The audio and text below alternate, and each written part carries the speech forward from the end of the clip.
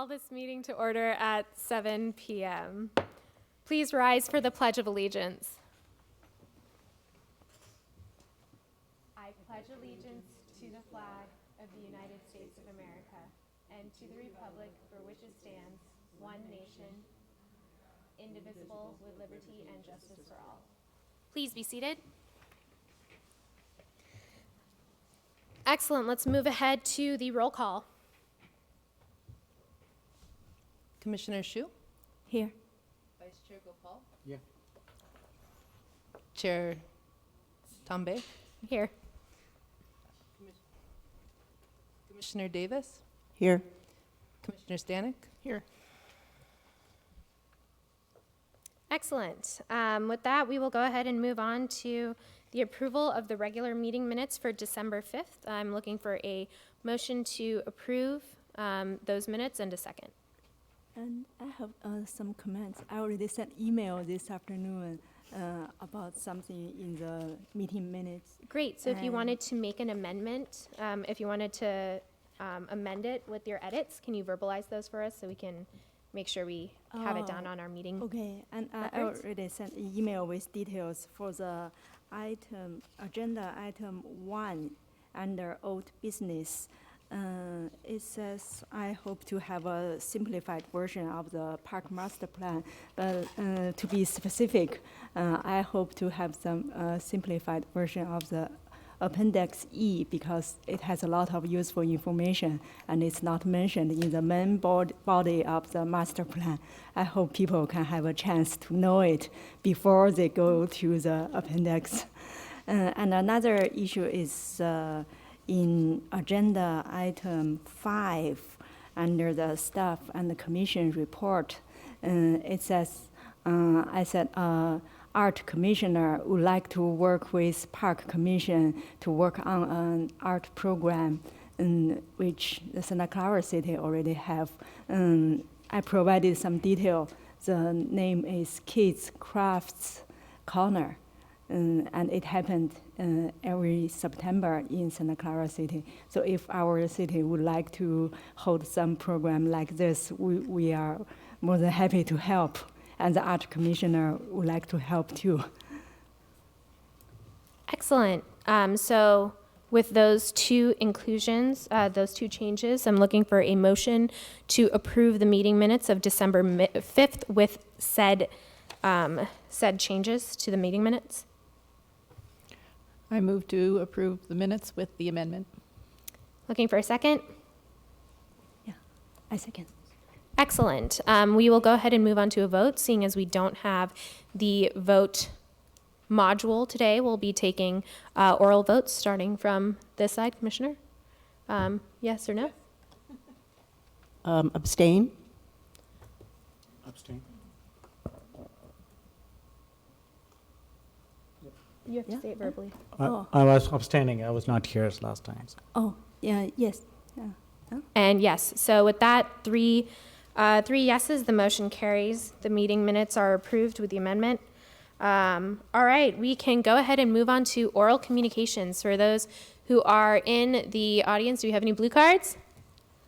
No? Okay, so if you have an agenda item, if you have something to speak to the commission about that is not listed on the agenda, now would be the time to fill out a blue card, and we would love to hear from you. Anyone? No? Just a nice New Year's message would also be great. No? Okay. All right. Before we move on to the remainder of the agenda items for today, I did also want to mention we do have blue cards available for people who want to speak on a specific agenda item. So if you do want to speak on a specific agenda item, we would love to hear from you. It's my favorite part. They are up in the front on the right-hand side. We will go ahead and move on to business item number 2, which is the quarterly update on the youth and teen services. Come on up. Yay! Woo!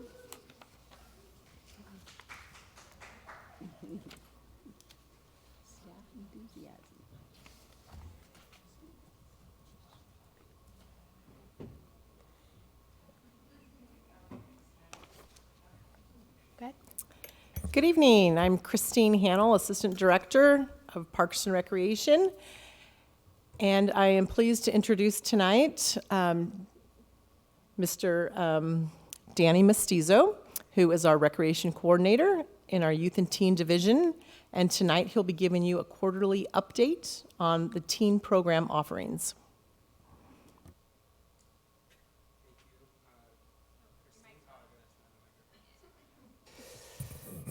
So that's how that works. All right. Thank you, Christine, for that introduction, and good evening to everyone. I am here again to give you a quarterly update on our youth and teen offerings. Since it is a new year, this will be kind of a recap of things that occurred last year. So some things could be new, and some things are continuing from previous years. So as I mentioned, we will be going over some new and continuing programs, in addition to new programs for this coming year. And this presentation is in chronological order. So we are going to start off with things that occurred in January, starting with the creation of the Youth Activity Board.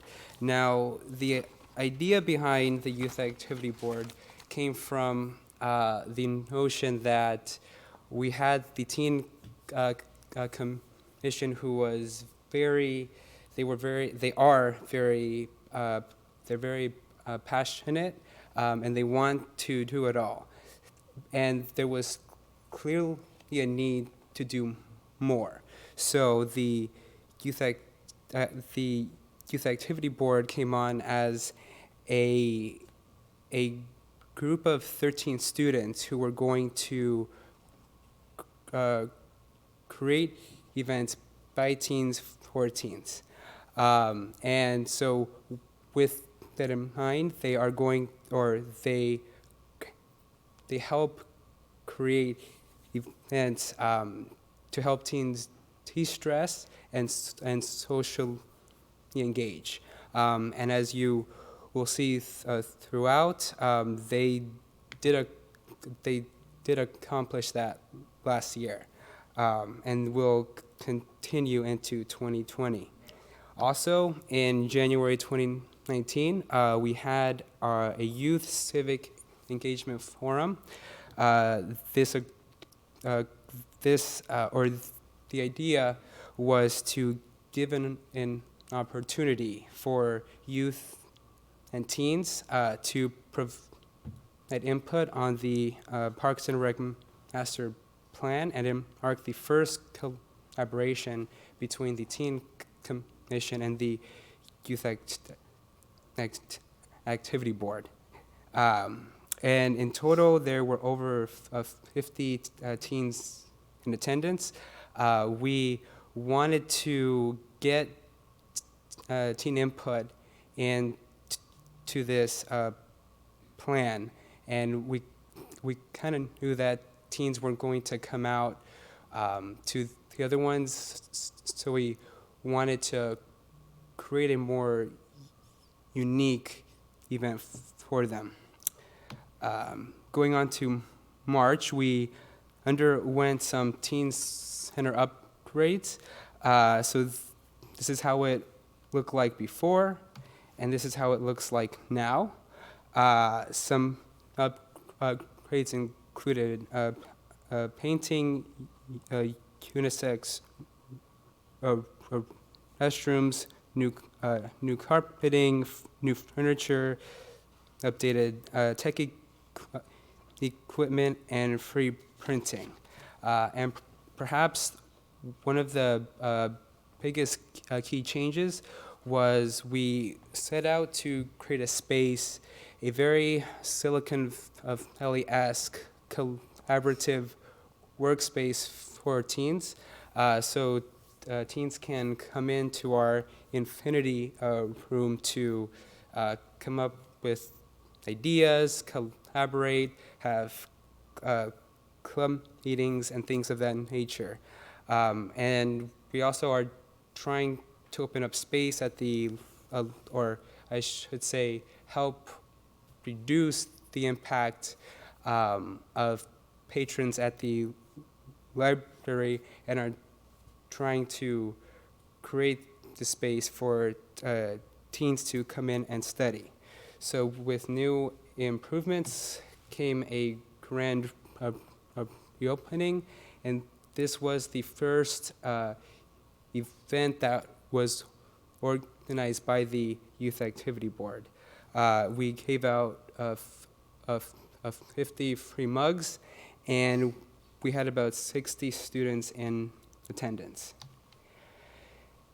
Hack Cupertino. This was our third year. And for those who don't know, Hack Cupertino is a 13-hour night event where teens can come in. They are presented with a theme at the start of the event, and they set out to create an application on that theme.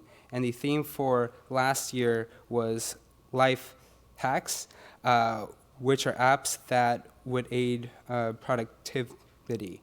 And at last year's event, we had 115 students in attendance. Going on, also in April of 2019, this was a collaboration, or the Wellness Carnival was a collaboration between our teen commission and the school district's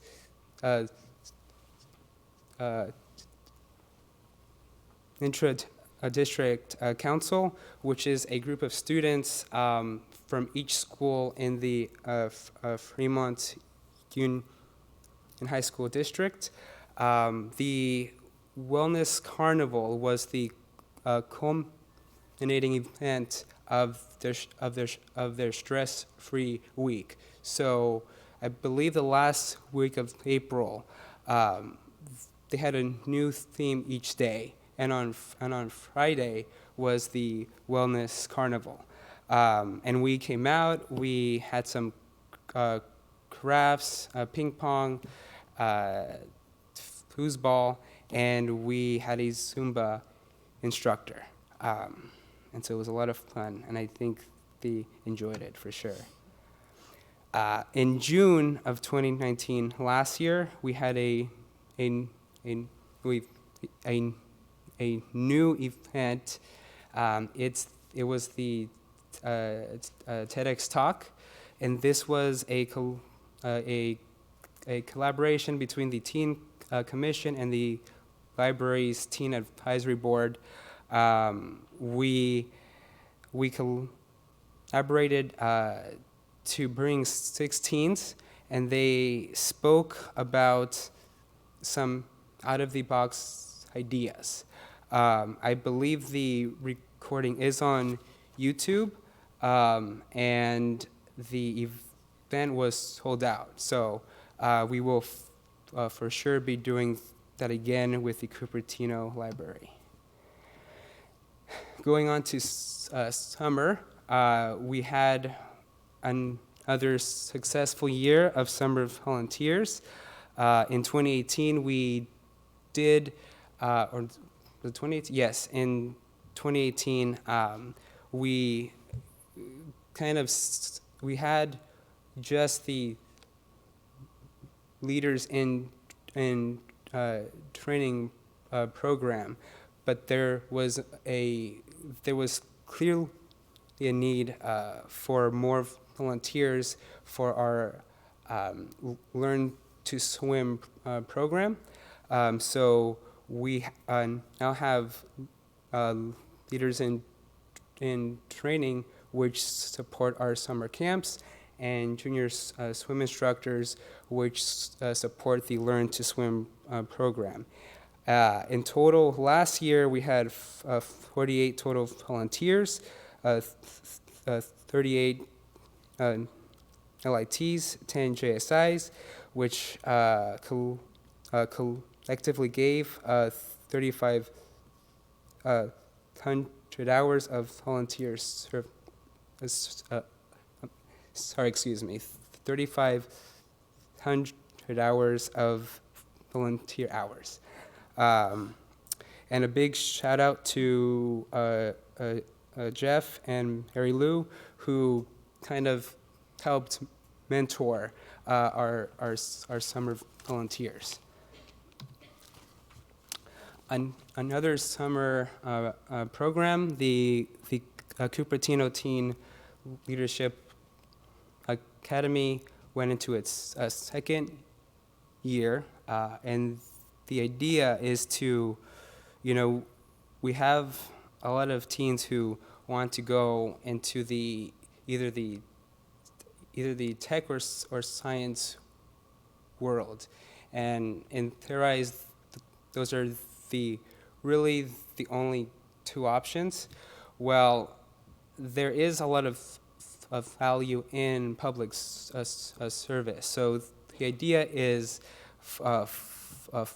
for this academy is to teach foundational skills, or I should say foundational leadership skills, and introduce teens to new careers. So each week they go to a new facility, and we collaborate with the Sheriff's Office, West Valley Community Services, our own city, the Chamber of Commerce, and a new addition this year was the Santa Clara County Fire Department, and there they are in their in the fire gear, and it was super hot, so they did not enjoy it, I guarantee you.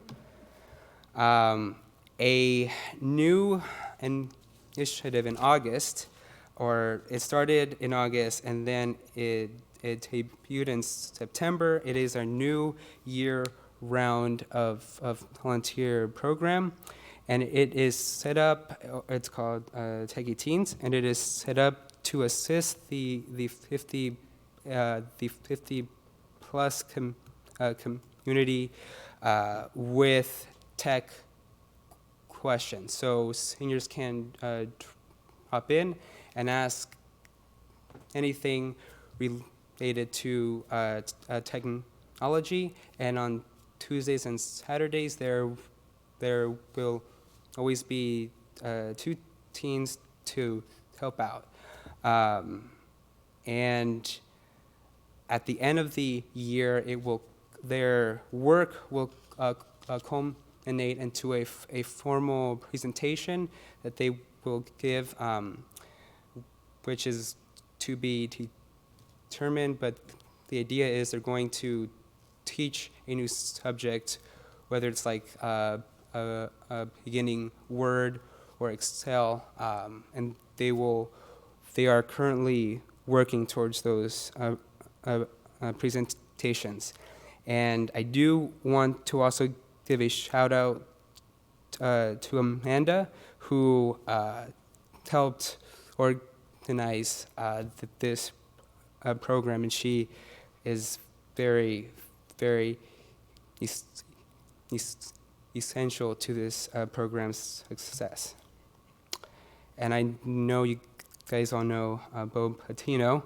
I think I was here in October, so I won't go over it in extreme detail, but the idea is, of course, to provide a event where teens can come in and just socialize and get access to resources to help them reduce stress. And by our count, we had over 600 teens in attendance. All right, and then finally, our Cupertino Cafe. This was a new program done by the Youth Activity Board. The idea behind it was almost too easy and too simple, and it kind of shocked me that it was such a resounding success and that it was simple. But anyways, the idea was during a finals time, we wanted, or I should say, in the library, during the weeks leading up to finals, there's always a massive influx of teens who show up, and there's no space. So we opened up our facilities for teens to come in and study, and sure enough, they showed up, and I believe in total we had about 500 plus teens show up in both spring and fall collectively. We had some mobile recreation, some crafts, and therapy bunnies. And for this and also we did collaborate with the Cupertino Library, who helped us a lot. So, all right. So, looking ahead to 2020, it's going to be a good amount of the of what we saw in 2019. The one new addition as of this Monday is we did open up our Lawson Teen Center. So we are bringing the Teen Center to Lawson students, and at our next quarterly update, I'm hoping to have some more info. But since it just started, I want to make sure that we have something to talk about later. So I won't go into full detail, but this is everything that's going to be coming up. And finally, I do want to give a big thank you to everyone who has collaborated over this last year. I cannot sit here and say that I did it all, because that would be foolish, and I am many things, but foolish is not one of them. But I'm just kidding. But otherwise, so thank you to everyone who helped over this last year. I couldn't do it without everyone. So, or it's a very much collaborative effort. So if you guys have any questions. Excellent. So if there's anyone sitting out in the audience that wants to, say a word or two of excitement and support and or creative ideas about the teen programs that we have, blue cards are up in the front on the right-hand side. I get really excited by these, if you can't tell. So before we jump into blue cards, if anybody feels like filling one out, we can go to clarifying questions, and then we will do discussion. Are there any clarifying questions? No? Do you have a, okay, go ahead. One question, but it's awesome. I think you didn't mention us. No, I'm just kidding. That's okay. Oh no! No, it's okay. Well, this is It's fine. awkward. I'm going to be really upset, but it's okay for now. That's the way you're starting us. It's good. The next time. Thank you. One question. This is on the Teen Center facility improvements, and Yes. We introduced the collaborative workspace for all teens, right? You Yes. mentioned it, and library also had. I think they have one called a think tank. Yes, they do. And what I understand is that the reservation system is there for a think tank, and it's very difficult to get in. How do they know that if there is another facility available, like us in the city, in the teen center we provide? Because based on my experience, every time we try to reserve, what I heard, because I'm part of the CLF too, so I hear about that, okay, that think tank is more famous and people really want to get in, but they don't, because it gets filled up very quickly. So they don't know that there is another space like this available. So my question is that, is there any collaborative things with the library district so that it can be, hey, if it's not available, you should be able to check out with the district, with our Cupertino Teen Center as well. Because a lot of people are coming out saying that, sorry, I don't have it, and they're just going back without Right. any collaborative room. I think many teens, so. Yeah. That's the question, and if, I'll leave it to you. So I have two answers. My first answer is that I know that the librarian in charge of teen programs, he does refer teens to our teen center, where whether or not they show up is up to them. So I think, but they do make a conscious effort to send teens our way. The second answer is my team and I are currently trying to evaluate how we market the teens center, and there are some things which are set to roll out in February. So I'm hoping that with those changes, we can measure how things are before and after. So I will let you know. Excellent, thank you. Mhm. And I have one more. Mm-hmm. This is on the Youth Civic Engagement Forum. Yeah. You said there are 50 teens attended it, and there are a lot of inputs they have given, right? What they wanted to see. Yes. When we will see those results, and how that will be rolled out for 2020. Is there Right. any plan? You'll be coming back, and I would love to know. So that's the question. Oh, yeah. So I believe all of the comments that they gave were input into the document, into the Parks and Rec Master Plan document, and I want to say that not just that session, but all of the outreach workshops that there were back in January of last year, all of those comments were put into that Parks and Rec Master Plan document. Oh, I see. Okay, Yeah. so this is the one which happened, which got our input and which got entered into the. Correct. master. So it Awesome. was- Okay. So it was one of the, I believe, I don't know, it was like 4 workshops that were for the public. Awesome. Thank Yeah. you. Uh-huh. I had one question about the techie teens. Yes. Is that held at the senior center? Yes. And- Oh, I didn't mention that. Is that Shame a on me. Yeah. is that a yes, it drop-in is. basis, or is that sign-ups, or how does that It is actually work? Drop-in, and it is for senior center members. Mm-hmm.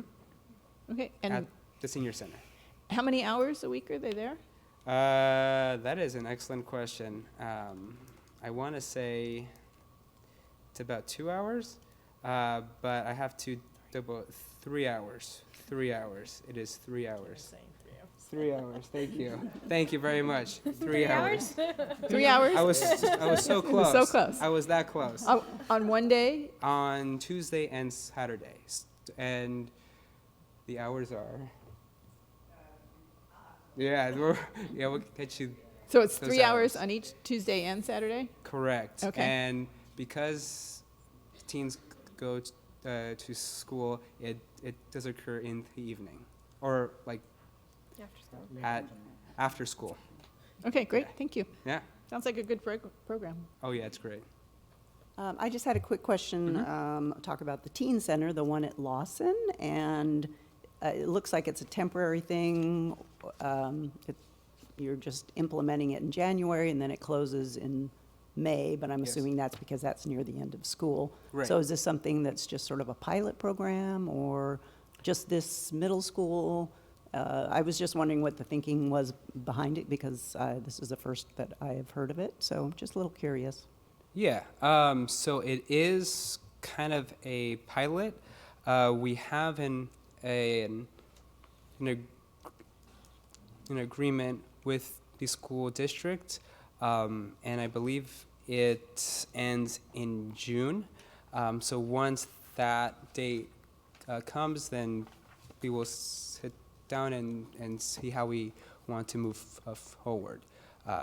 But for all intents and purposes, it is a sort of pilot program. Okay, great, thanks. Well, seeing as we don't have any blue cards, I think we can, we can just jump into discussion and questions. Yeah, since we don't have a blue card, so go for it. I have two questions. Absolutely. So one is for the teen leadership program. Yeah. You said every week they can went to a new facility. So how to join this program? Is it open to public? Yes. Online reservation? Or Correct. And applications generally open in April. And we have a teen info night in April as well, and that goes over the summer volunteer program, how to get on the teen commission, and the Cupertino Teen Leadership Academy also. There is an application process which has a supplemental questionnaire and I believe a requirement to include a resume. Okay. And another question actually related to Gaopao's question regarding the think tank room in library. So he said that room is very hard to book. But for the teen center, is there also a lot of people on the No, it's waiting open. list? It's open. So if we're one of the things on our marketing plan is to try and find ways to where if the library is severely impacted, that there is a default sort of mentality that says, oh, like we can send them to the teen center. But again, I think that is partially occurring. Whether or not teens attend is a personal choice. In which case, then that's a separate variable that we will have to work through. Okay, thank you. Absolutely. Awesome. So a couple of the things I wanted to just bring up. First of all, you all have done an incredible job on the youth and teen program for thank you. 2019. Absolutely incredible. We're really excited by everything from 3,500 service hours to I think it was like 2,700 acts of mental health for Cupertino. These are all amazing things that I think are very very much serving the teens in our community. And so that's a credit to both all the teens on the commission and also our city staff, and also especially Absolutely. to you as well. So excellent job with that. A couple of things that I wanted to ask and kind of highlight are, we have our neighborhood events program. And it would be great for 2020 to see a couple of the things that are in the summer timeframe for teens also listed in there, Okay. just so that parents or other people who might be looking at that who have a teen that might not necessarily have been connected in the first place to some of these programs will get a little bit more access, and it will give us more visibility on some of the programs. So specifically, I was thinking the TEDx talk, since that's in June, and then also Cupertino would be great. And then because we have things like the Leadership Academy and even the Summer Volunteer Program, there might be even just a small box on the flyer that we make for the neighborhood events program too, or I think the name has now changed, and I apologize if I'm not using the correct terminology. Summer events program. just have a box that's dedicated for teens, and so they'll be made aware that these Okay. things are happening. Yeah. Other thing is, for all of these events, it would be really great to include voter registration forms at all of the events. Okay.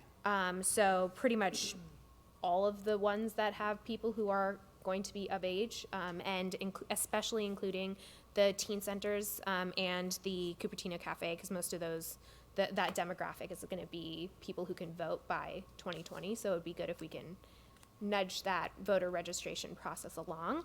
I know that we That's have a good idea. yeah. Yeah. I know that we have the pizza and politics in October. That might be cutting it a little close. So maybe including that in some of the pre-event preparation, and then also just having them available at all of the spaces that we have our teens at, I think would be a great ad. The final thing is for Lawson. I actually remember this is probably 2 years ago when we talked about decentralizing the teen center to different school sites. Right. How can we help? What do you need to make this successful? How can we support the Lawson Teen Center? How many hours do you have so I could answer that question? No, I'm kidding. That's a good question. I don't know if you want to. And if you don't have an answer for us It's- now, that's fine. But yeah, I just think, on there's- what we can do. There's a lot of there's different discussions that are active, and whether or not it will continue really comes down to a discussion on how we want to collaborate with the school district. So we anticipate that those discussions will occur soon. I will say that on our end, I have told my staff that to make it the most fun, so that way they can go and tell their parents, who will then want to see this continue into next year. Because I think as with us here, when the public speaks, we listen, and at schools it's the same way. So if we're able to connect to our teens in a very visceral way, where they want to see us come back, then that will translate into strong support from our student and parent community. Excellent. Yeah, I would just like to add, first of all, thank you. The Parks and Recreation Commission, especially this group here, has always been so supportive of the various programs that we do. And part of that support is attending events. And so I appreciate that, and I thank you for that. And I think one of the best ways that you can support this program and any of the new programs is by word of mouth and just sharing with the community. You are the voice of the community. Spreading the word to your family, your neighbors, your friends in the community would be extremely helpful. Anytime that you would like to go out there, you can contact myself or Danny, and we can certainly set up a time to go out there so you can see firsthand all of the great things that are happening. But that's really the greatest way, is to support our offerings and to come out and see everything that's happening. Because I think when you see it firsthand, it's obviously much more exciting to be able to see what's happening out there, interact with the participants and the staff. So I would invite you to do that. We'd love to have you out there. Excellent. Thank you. Yeah. Any other thoughts, questions, comments? Go ahead.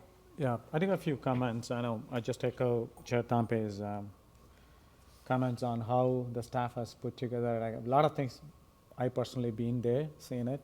You all become teams there at that, but you don't allow us. That's the only problem I have it. But let's see next time. So the couple of things I really wanted to highlight is that the attendance of like 500, 600 teens, this is like amazing, right? So, and these teens are not necessarily just from Cupertino, right? They bring in their friends and Correct. the others Yeah. too. So it's becoming a good inter county or a community kind of, right? It brings Absolutely. in a lot of things. I haven't seen similar one in others. I have my friends too, but this is amazing. So first of all, kudos and thank you for all the staff. Thank you. Yeah. One other thing which you talked about the life hacks as well as the FU Fremont Union School District Wellness Council. It would be great, would get some update on how, I know you talked about the stress, de-stress and social thing, right? That's another one they do. And then that's the Which one? Beat the Lock, the youth activity board. At the time you talked about some of the activities on de-stressing and social Right. ones. And then there is, in the hack, we talked about life hacks and what they all do. And then I see that in the 2020, there is the Wellness Council Yeah. effort, right? So there is a Yes. connection, all of them, and I wanted to see how these are all. The one thing which I noticed, not here, just in our city in general, these things happens, but these are all in packets, and then they just happens once in that event, and then it never, again, next year the hacks come out. I want to see what the results, outcome of those hacks, and is there any way we can help and put those things to implement it, whether Right. we can support as a commission or the city, right? So that they get motivated and said, okay, I did the hack, and they all, of course, they awarded it the best one, whatnot, but what happened after that? Yeah. And based on a lot of inputs from CUSD as well as Fremont Union School District, especially these social wellness plans are being asked for it now. Very, very important, and see how best we can feed into it. I do not know the details of that wellness council, Yeah. but I would like to see there should be a connectivity, and is there anything you can highlight, or I just wanted to put my comments on it. Okay. Yeah. Yeah. Yeah. Thank you for that, and I think that's a wonderful recommendation. What I was chatting with Danny about was sometimes the outcomes of some of these programs might be a year or two away, and I just wanted to point out that the Leadership Academy, the Teen Leadership Academy, actually stemmed from the leadership program that we had. That was a group project, if I'm not mistaken, Yeah, correct? correct. Same thing with the Inclusive Playground. That was that stemmed from a group project that was presented by the Leadership 95014 program. So your point is well taken. I think that's a great thing that we can maybe think about. How can we extend this out Connect it, and report back so that you're seeing that there's some of these things are being carried out. But I just wanted to point out that sometimes some of the outcomes from these programs, we are seeing. We are actually seeing them. It might be a year or two down the road, but Okay, that's we great. haven't forgotten. You know, a lot of them are outstanding. Awesome. Yeah. And- Thank you. Just a quick question. I thought that there were a couple things that came out of the hacks in the past, maybe some apps or things like that. Maybe the first or the second year. I thought there was The- something that came out of those. Right. The first year, the idea was to create an app for the city. The teens who had won, I'm not sure if they chose to continue. Now, but going back to your question, just so I understand, you guys like want some follow-up as to like what comes after, correct? Like, Yeah, so I okay. think that's, the main idea is that we need to not use this as a one-time event. Yeah. These are things as a trigger. Once we trigger it and they come up with a nice life hack, and Yeah. if you could able to nurture it, fund it, right, or somehow encourage it, and then more teens will come. Oh, look at it, it's not just I just went and participated in the hack and won it, but looks like that's being utilized or being used to the community and the city. That's where I would like to see that one. There's no difference between this one and what happens at a corporate world and the companies where we do a lot of hacks and we choose it and then we plan to productize. And then they feel so good about it. And then more people come and try to hack it because it gets funded, it gets productized, it generates money, whatnot. That's in the corporate world. But here, I think it generates more and more of usage to the community and also attracts more. I just wanted to see, it would be good to have a continuum to any of those. Yeah. That's my ask. Okay. Well, I will say that if things go according to how things have been set out, you might be very pleasantly surprised by the end of this year. But I'm not Sure. going to spoil it. So. No problem. Thank you. So Thank okay. you. Thank you. Yeah. Excellent. Well, any other comments, questions, concerns? Words of encouragement?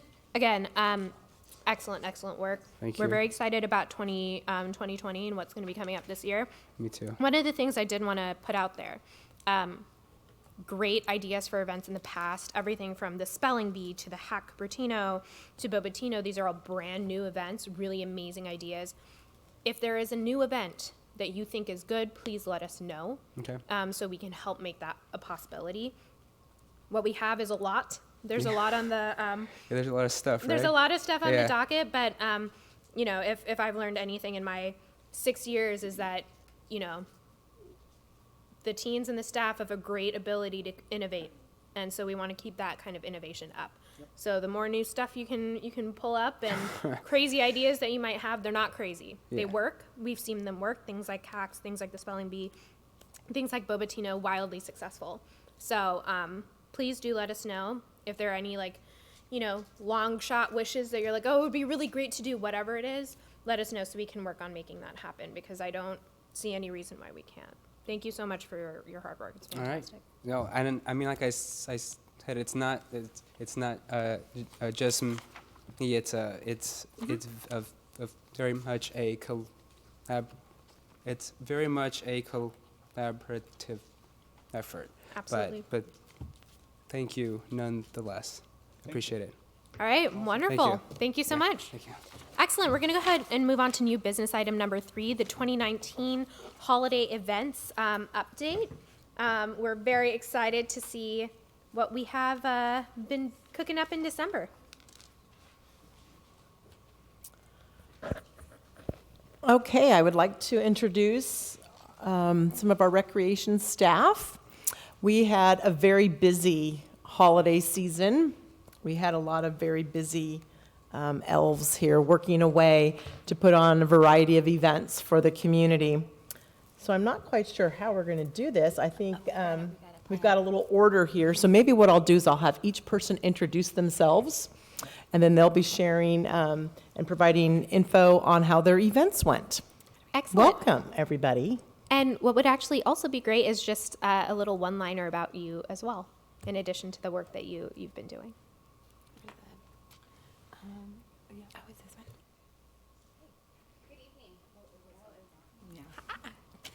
Good evening. My name is Kelsey Hayes. I'm a recreation coordinator with the Events and Facilities Division with the department. Tonight, my colleagues and I are pleased to present about the various holiday events that the department hosted during the month of December.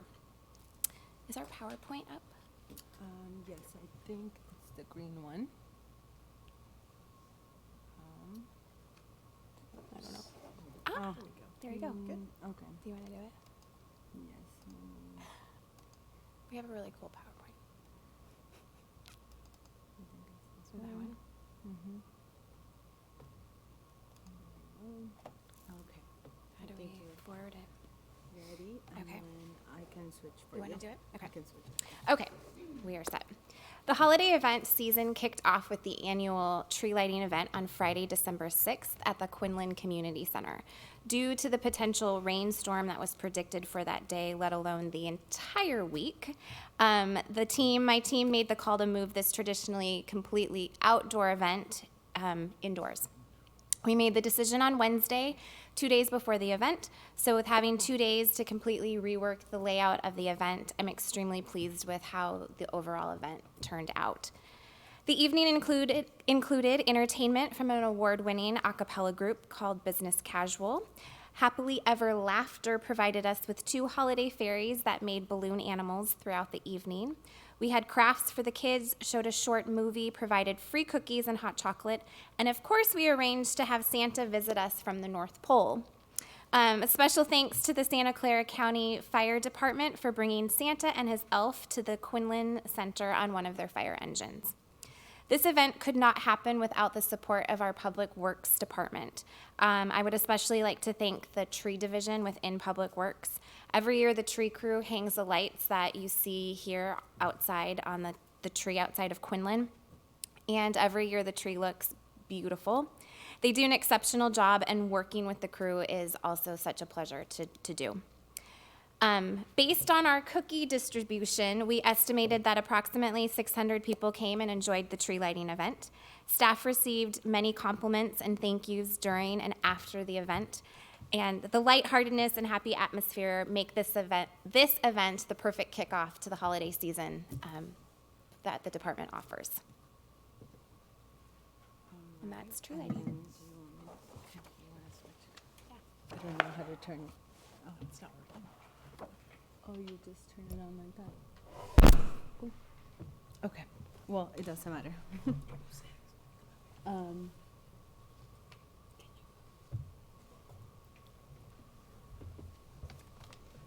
guess they don't go on their own. I'm okay. Yeah. All right. This one. So my name is Mary Lou Mejia. I oversee youth programs with the City of Cupertino, and my office is based at the Quinlan Center. And I also oversee this Breakfast with Santa event, which happened on Saturday, December 7th. This year, or last year, was the 28th annual Breakfast with Santa event. And it's hosted at the Quinlan Community Center. The event has sold out for the past 3 years. And this year, we had over 300 participants sign up to enjoy a morning of holiday cheer. The Dienza Optimist Club of Cupertino partners with us and has partnered with us every year. They help us by cooking a delicious pancake breakfast for the members attending. Along with their breakfast, family also enjoy a cheerful musical performance provided by the, and let me make sure I say it correctly, Na Ho Aloha Ho Okani Pila musical group, which is a senior group made up of senior members, and they did a wonderful job. We got great feedback from everyone attending, and we appreciate the work that they did with us. The event also included a variety of crafts for kids and letter writing to Santa. And this wouldn't be made possible without the help from volunteers from the Monte Vista Interact Club. They normally help us by recruiting volunteers, and we get up to 20 volunteers from them. So they definitely are great help to help us deliver this event. But I think the highlight for many children and their family is having a picture taken with Santa.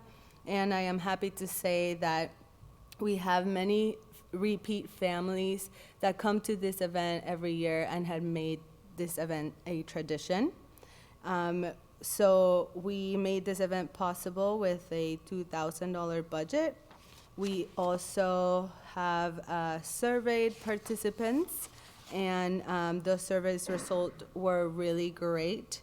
The evaluation, there was great participation. There were 59 people that responded to the survey, and 51 out of those 59 said that they would sign up again. And 8 of them said maybe, and some of them wrote a comment that the maybe is only because their kids might age out of the event. But I think overall it was great, and for next year, we are hoping to increase capacity. Thank you. Thanks.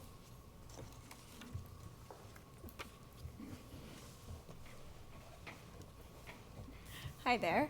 My name's Molly James, and I'm the recreation coordinator out at Blackberry Farm. I was here a couple months ago talking about our Blackberry Farm operation, and now I have one more event. It's new this year. It's called Signing Santa.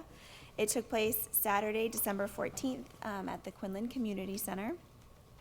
It was the very first time that we offered the event, and it was designed for deaf and hard of hearing children and their families, giving these kids the opportunity to actually talk to Santa for the first time for some of them. We also had 2 sign language interpreters on site that were able to interpret for Santa so that everybody in the family was able to communicate. So along with quality time with Santa, we also had cookies and hot cocoa. Both were free, and some crafts for the kids to do. We had 70 people who attended the event.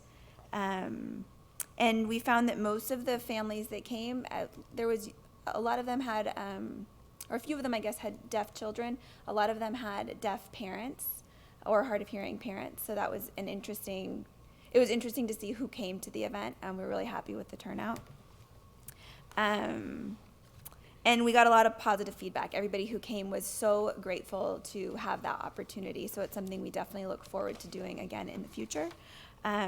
Just as a note, though, although this is the first time that this or type of this event was offered in the Bay Area, it's not the first one in the country. I got the opportunity to go to Event Management School, which is a National Recreation and Parks Association school that they offer. And we learned there about the event, and it had been offered a couple different places throughout the country, specifically up in Washington State was where the group was who already was doing it, and they talked about how successful it was. And we figured that since Mary Lou already does such a beautiful job decorating for Breakfast with Santa, it was an easy event for us to add in to a population that we weren't serving currently. And then I just want to say a very special thank you to our signing Santa, who coincidentally also moonlights as a City of Cupertino employee and works in the finance department. Thank you. Thank you so much. Just want to stay there. It is. Hello. Me again. So I'm here to talk to you guys about our Santa of visits. We are very fortunate to have a direct connection to the North Pole and can get a Santa to come and visit Cupertino homes.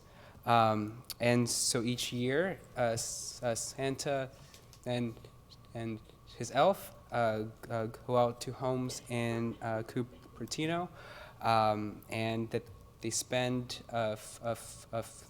15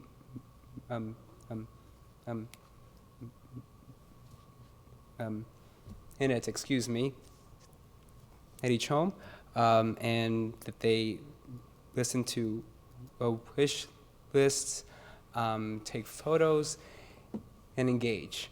And this year we had our Santa visited over 30 homes over the weekends of December 24th through 15th and December 20th through 22nd. And that is our Santa Visits program. Excellent. Thank you so much. Thank you.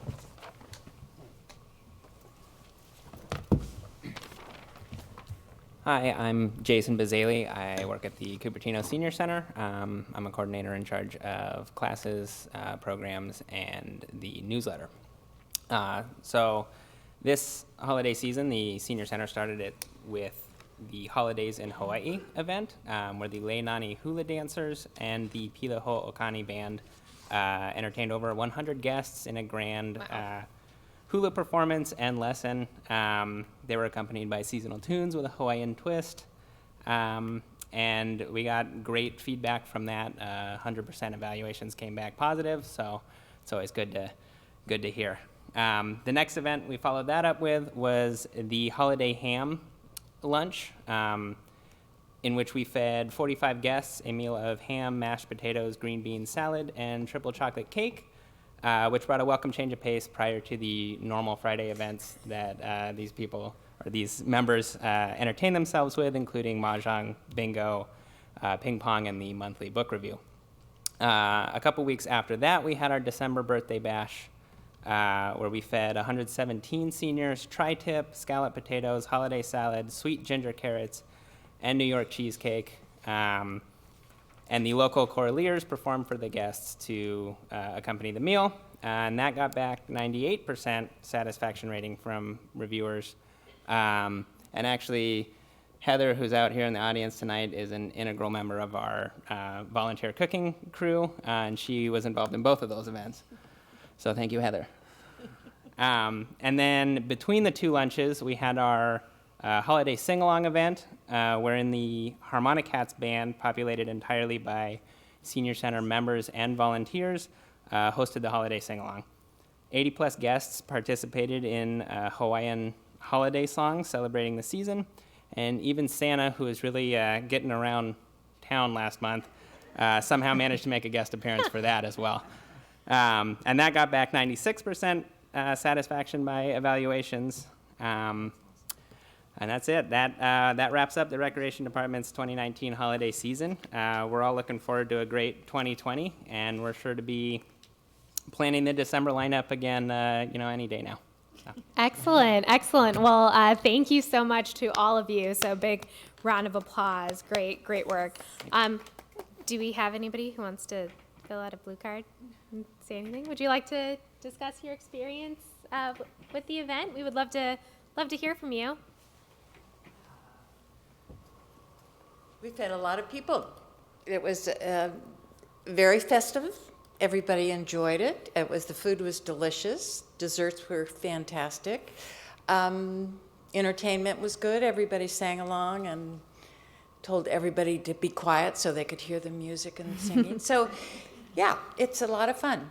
The meals are a lot of fun. The Friday fun lunch was delicious. We had some other groups from other activities come in. It used to just be bingo, but now we had some book club that's been going on for 25 years, which is astounding. And they have taken upon themselves to join the lunch, and they all have a good time. It's great. Senior Center is very, very popular and very well spoken of. It's not made up of Cupertino residents just. Most of the residents are Sunnyvale, Santa Clara, Mountain View. So it astounds me that these people take Uber sometimes to get there to their activity and pay to go participate. And it's amazing. It's a wonderful place. It's friendly, extremely friendly, and caring. So that's what a lot of seniors need, because many of them are by themselves. And the lunch, I'll go back to the lunches. A lot of times, and the philosophy seems to be that this could be the only holiday activity that a senior has. And with that in mind, the good china comes out, the meals are extraordinary, service is good, kitchen cleanup is not so fun, but it's a fact of life. So it's a great place. I'm happy to be there and happy to be involved there. Thank you so much. But really, thank you. Love hearing from the community. Okay, so since that was our only blue card, we can go ahead and jump into comments, questions, and whatnot. But real quick, Kelsey, Mary, Molly, Danny, Jason, Public Works, Tree Division, and the Mystery Moonlight Santa from Finance. Thank you all for your hard work. You guys are fantastic, and so it's clear that you guys have been doing a lot of work, but also clear that the community gets a very, very amazing experience, and they feel like they're living in a wonderful community doing the programs that you're putting together. So starting off with that. Commissioners, thoughts? Cool, go for it. No, we don't have any blue cards, so you can jump in. Okay. Well, you were talking about the breakfast with Santa and also the tree lighting. And I just wanted to commend you for the partnerships that you develop with community organizations, and you bring them in for the event. So like the tree lighting, I know the Historical Society is part of that. And then to hear that at the breakfast, you have the Optimist Club and also MV Interact. So I just really commend the city for working in partnership with other community organizations, and please continue that. I also do want to just say this, Mary Lou, if you did the stage this year was really beautiful, and I love the seat up there. I know I'm in an organization that got to benefit from that, and all these people were taking pictures sitting on that chair, and I'm sure that other people that were using the Cupertino room were able to do that as well. And it just really looked beautiful this year. And then the last comment was, Heather, thank you for your testimonial about the senior center. It's really great to hear that from, like you said, a community member. So thank you all. Yeah, so let me start with a few. Now I'm going to challenge Jason and Danny. It's going to be teen versus senior events. I'm really going to challenge, and I think I don't like Bobatino anymore, kind of. No, I'm just kidding. But I think I may like those, because the moment I saw those cakes and stuff, I was like drooling, literally. Like literally, I could hear. Literally drooling, and she said, stop. This is a meeting. You are on a public on a TV. I said, hey, fine.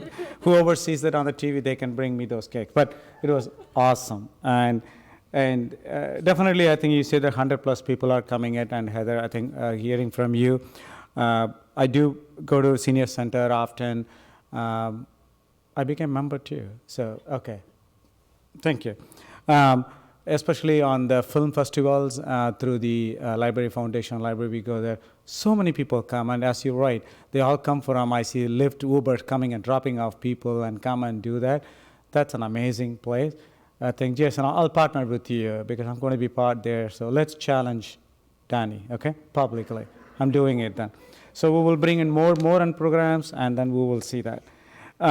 Couple of things I had. So the Breakfast with Santa, you said 300 participants. What time it happens, the Breakfast with Santa? In the morning? So it's on, right? Breakfast with Santa happens, there is 3 different seating times, 8:30, 9:30, and 10:30. And people can sign up for either the best, the choice they prefer. Yeah, but 300 people coming in, maybe the pancakes, so next time I will sign up too. Because I see that there is a lot of people signing up and coming in. That's awesome. No, great, thank you. Yeah, we'll see you next year. Absolutely. This year. Yeah, definitely. And the other comment I really wanted to make it is that I think you mentioned that under $2,000 is the budget, and then you could able to pull it all these, even tree lighting, and I think in that time with all the Santa one, that's amazing. Like $2,000 and you do all those magic. Maybe we'll learn from you. We cannot move few things at work. Maybe I think we should learn from how efficiently the staff can do with 2,000 is amazing. When you see it, I thought it's unbelievable. That's awesome. And with 51 out of 59 people saying coming back and said, fantastic, really. The other one, especially, as I said, the Signing Santa one, I'm really moved. That's great that you're bringing that kind of program.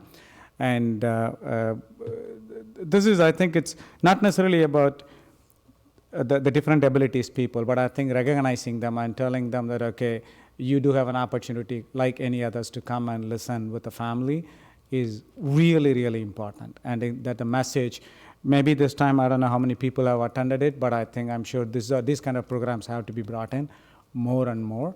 And I really, really support this one. So thank you again. I really appreciate you bringing in. And we need to set a role model for the rest of the cities and others. I know you said that you learned from your school and whatever the program you went there and you learned from it and you brought it. But yeah, we go to a lot of events and stuff, but we don't bring many. Personally, myself too, not many, but you taking care of it and bringing that one such thing into it, seeding it, that's amazing. I truly appreciate that one. I think we should set a role model. Thank you. And the other one, I think we talked about the boba and the cakes and stuff. So, yeah, Jason, let's have an offline meeting with you, and when Danny is not there or maybe he's off on that, let me know that I'll come and we'll have a chat on it. Thank you. Truly appreciate it. This is amazing. Amazing. Thank you. Awesome. Go ahead. Yeah, it's great to see there's a lot of wonderful programs our city provided. And I attended several events. It was great. And so many people, they are happy during this holiday season. And thank you so much for providing such great service. And I just have one question. For the Santa visits, you said the Santa visited 30 homes. I just wonder, is there any just randomly picked those homes, or maybe their kids wrote some letter to Santa, so they are picked? I want to know. So is the question how we determine Those Yeah, those the 30. which houses? Oh, okay. Not so you yeah. determine, Santa determined No, to I don't visit them. determine it. Yeah, it's One is Danny's house, another one is Jason. Yeah. No, I'm just kidding. yeah. Actually, you can sign up for it. So if folks can sign up for any 15 minutes slot between 5 and 8:30, and Santa will show up. Yeah, so is there a long waiting list? Surprisingly, no. Oh. It always gets like right perfect. So somehow I think as families age out, new families come in, and they fill those spots that are left open from previous families. But I'm not, that's a good question. I'm wondering if people know about Santa visits, right? But New program. yeah, Right? I mean Oh, it's if you really think about it, it's quite unique. Yeah. And that Santa can come in and he can, bring holiday cheer. Yeah. And we have a fantastic Santa also. He's a fan favorite for sure. So if you guys ever want, you can come to your guys' house this year, okay? Sounds Surprise. Yeah, it's amazing. I regret my kids already grow up. If Oh, they it's are never too still late. little, Oh, it's we never too will late, I just sign guarantee up. No, I'm going to sign up this time. Come on. It's Yeah. not for kids, right? For No, anyone. I mean, I still believe in Santa, so it's all right. Great, thank you. I was going to add, next to the tree lighting, breakfast or Santa visits are the oldest of the holiday events. I mean, I've been here for 30 years. The Santa visits were happening before I got here. So this is something that we have been doing forever. Right. And as far as I know, the neighboring cities do not offer this. But as Danny mentioned, we have a special connection at the North Pole. So he comes to Cupertino to do this for our families. And that too, he's also from finance department, is that right? No, there is another Santa. Is that, Well, you said that he is we from have a lot of finance. helpers. Okay. We have Yeah, we many, do. many helpers, yes. Great. It's a good idea to keep the Christmas magical. So Yeah, I won't. thank you. I can't divulge. I had a couple. Go ahead. Just a couple comments. I attended the tree lighting, and it's festive as always, and I know it's always a challenge to bring it from outdoors indoors, because it's hard to do that in the space that we have. So I commend you for making all those changes in the last minute and having that plan B to go to and pulling that off. Business Casual is one of my favorite singing groups that we use in the city, and I think they're just so phenomenal, an a cappella group, and so I really enjoyed them. One of the things that I notice is always a challenge at an event like this is when you're giving out cookies or hot chocolate, that you get a bottleneck. And I think we had it this year, and there's a line that goes all the way down the hall and say, okay, the cookies are this way. And so it was one of the things that I was happy to come in and bring the cookies to the people in the line, and we got it moving a little bit faster. But I'd like to see, brainstorm, what can we do to try to avoid that? Because I know I've been there with little kids. It's been a long time, but kids do not have a lot of patience when they're waiting for things like that. And so just to make the event more satisfying for everybody, so you don't have any meltdowns, you don't have kids that are getting impatient and things like that, to try to just get that to flow better. And I'm sure there's ways we can do that in doing that. So people were very appreciative of the cookies, and there were plenty of them. It's just that you don't want people taking all their time standing in line when there's crafts to do and balloons to see and Santa to see and things like that. Right. So I don't know if you have any thoughts about that. Well, first of all, thank you. We appreciate that you jumped right in and were willing to help out. Yes, staff has already been strategizing. Actually, I'm sorry, Kelsey. Kelsey stepped up here, but I know that they've already been discussing some options and such, but go ahead. Well, yeah, with the challenges of moving it inside, we definitely learned a lot because with weather changing, we don't know what's going to happen. So this was a good trial. Cookies have usually been outside where all of the other activities have been outside as well. So it seems to have flowed better outside.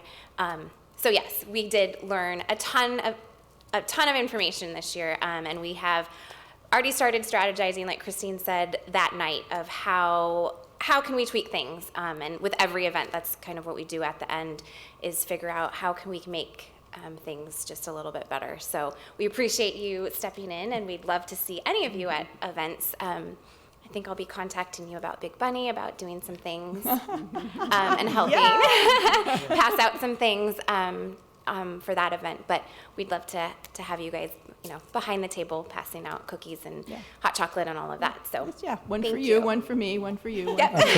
The cookies are great, so I will challenge you with their cakes and all their good stuff too. Absolutely. So, tree Yeah, lighting I'm ready. has some great You're stuff. ready. I'd also like to commend Molly on the signing Santa. I think that's just fantastic. And, given that, I think you said, 51 out of 59 said they would come again, the rest, was that program? No, that was a different program? Okay, well, whatever those are, so the one that was 51 out of 59 is like, how do you broaden it? Because if all those 50 families get to come again, then there's not very many slots, for other people where there's that demand. So hopefully you can double that or more, because it sounds like there's demand for it, and it's so well received that you definitely want to do more of the things that are so well received. And so congratulations on the signing Santa. I think that's phenomenal, and the other programs as well. I actually had a question, Molly. You had mentioned that you had done a training program. I was wondering if you could tell us a little bit more about how you heard about that program, how you participated, and was that something that the city supported you with? If so, are there other opportunities for other members of staff to experience something like you did? Oh, yeah, sure. So the National Recreation and Parks Association, NRPA, is something that we are a part of. There's conferences every year, and they have several different training schools that are all fantastic. So there's a supervisor management school that I've also been to. A lot of the coordinators and current supervisors have also been to that. Last year was the first year that we sent 2 staff members. It was myself and then Jeff Ordway, who went to event management school. They're all 2-year programs. We actually didn't go back this year because although we learned a lot of what the second year was more large scale, big events like music festivals, things like that we don't really do here yet. So financially, it didn't seem like the best choice for us to go back for the second year of that educational information. And yes, the city is super supportive in terms of sending us to trainings. That's one of my favorite things about working here. We find out about trainings and then we can request to go. And this Cupertino has been incredibly supportive of that compared to some other cities in the Bay Area. My brother works for another local city, and he doesn't get the same support in terms of continuing education. So I'm super grateful for that. Awesome. Thank you so much. It's definitely something we want to make sure that we offer to all of the folks on staff, and if there's something we can do to enhance that as well, we would love to. Excellent. Well, again, thank you so much for all of your efforts. This was fantastic. We loved it. Community loves it. This is a rock star. You guys put together a rock star month here, so thank you. And very, very exciting stuff that you guys have been doing, and looking forward to 2020. Thank you so much.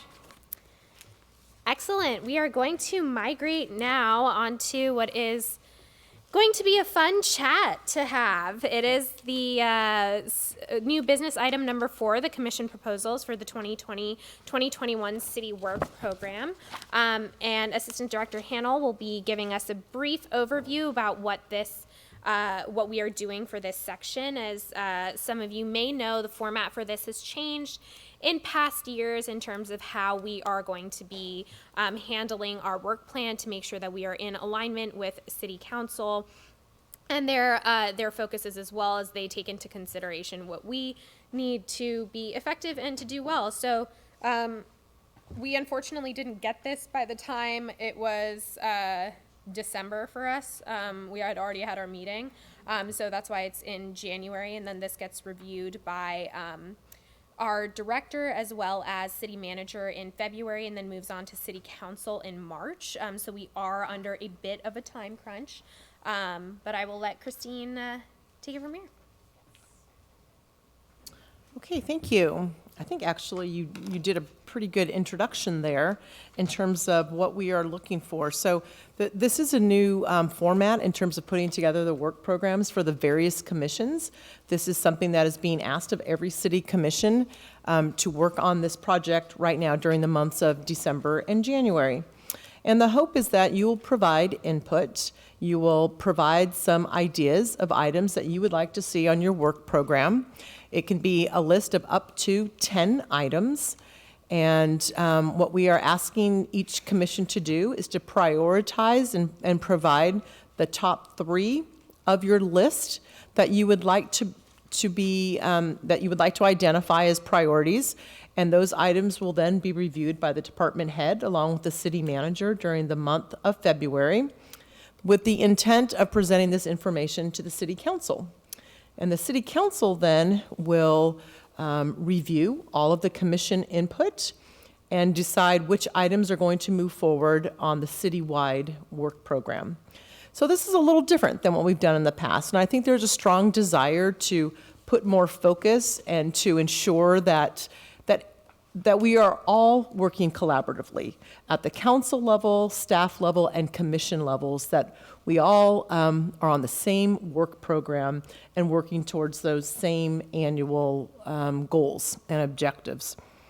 So some things to keep in mind when you are deciding on the items that you would like to come up with for your commission are to give careful consideration to staff resources, budget, and demands from your routine business. So every commission has those regular items that are ongoing that you are doing. What we're looking for here are those project type of things. So if you have had an opportunity to review, for example, the existing city work program that the council has, you will notice on there that there are not items, for example, that you necessarily heard about just now. You know, those are annual holiday events that we do every year. However, in Danny's case, those items that he worked on, some of them did have to do with one of the work plan items, which was the teen and youth engagement and stress reduction in the community. So some of his events did actually meet the objectives of one of our city work program items. But some of the other items are ongoing. So we're not necessarily looking for your regular ongoing items. So for example, I know in the past we have done a lot of staff presentations like we did tonight.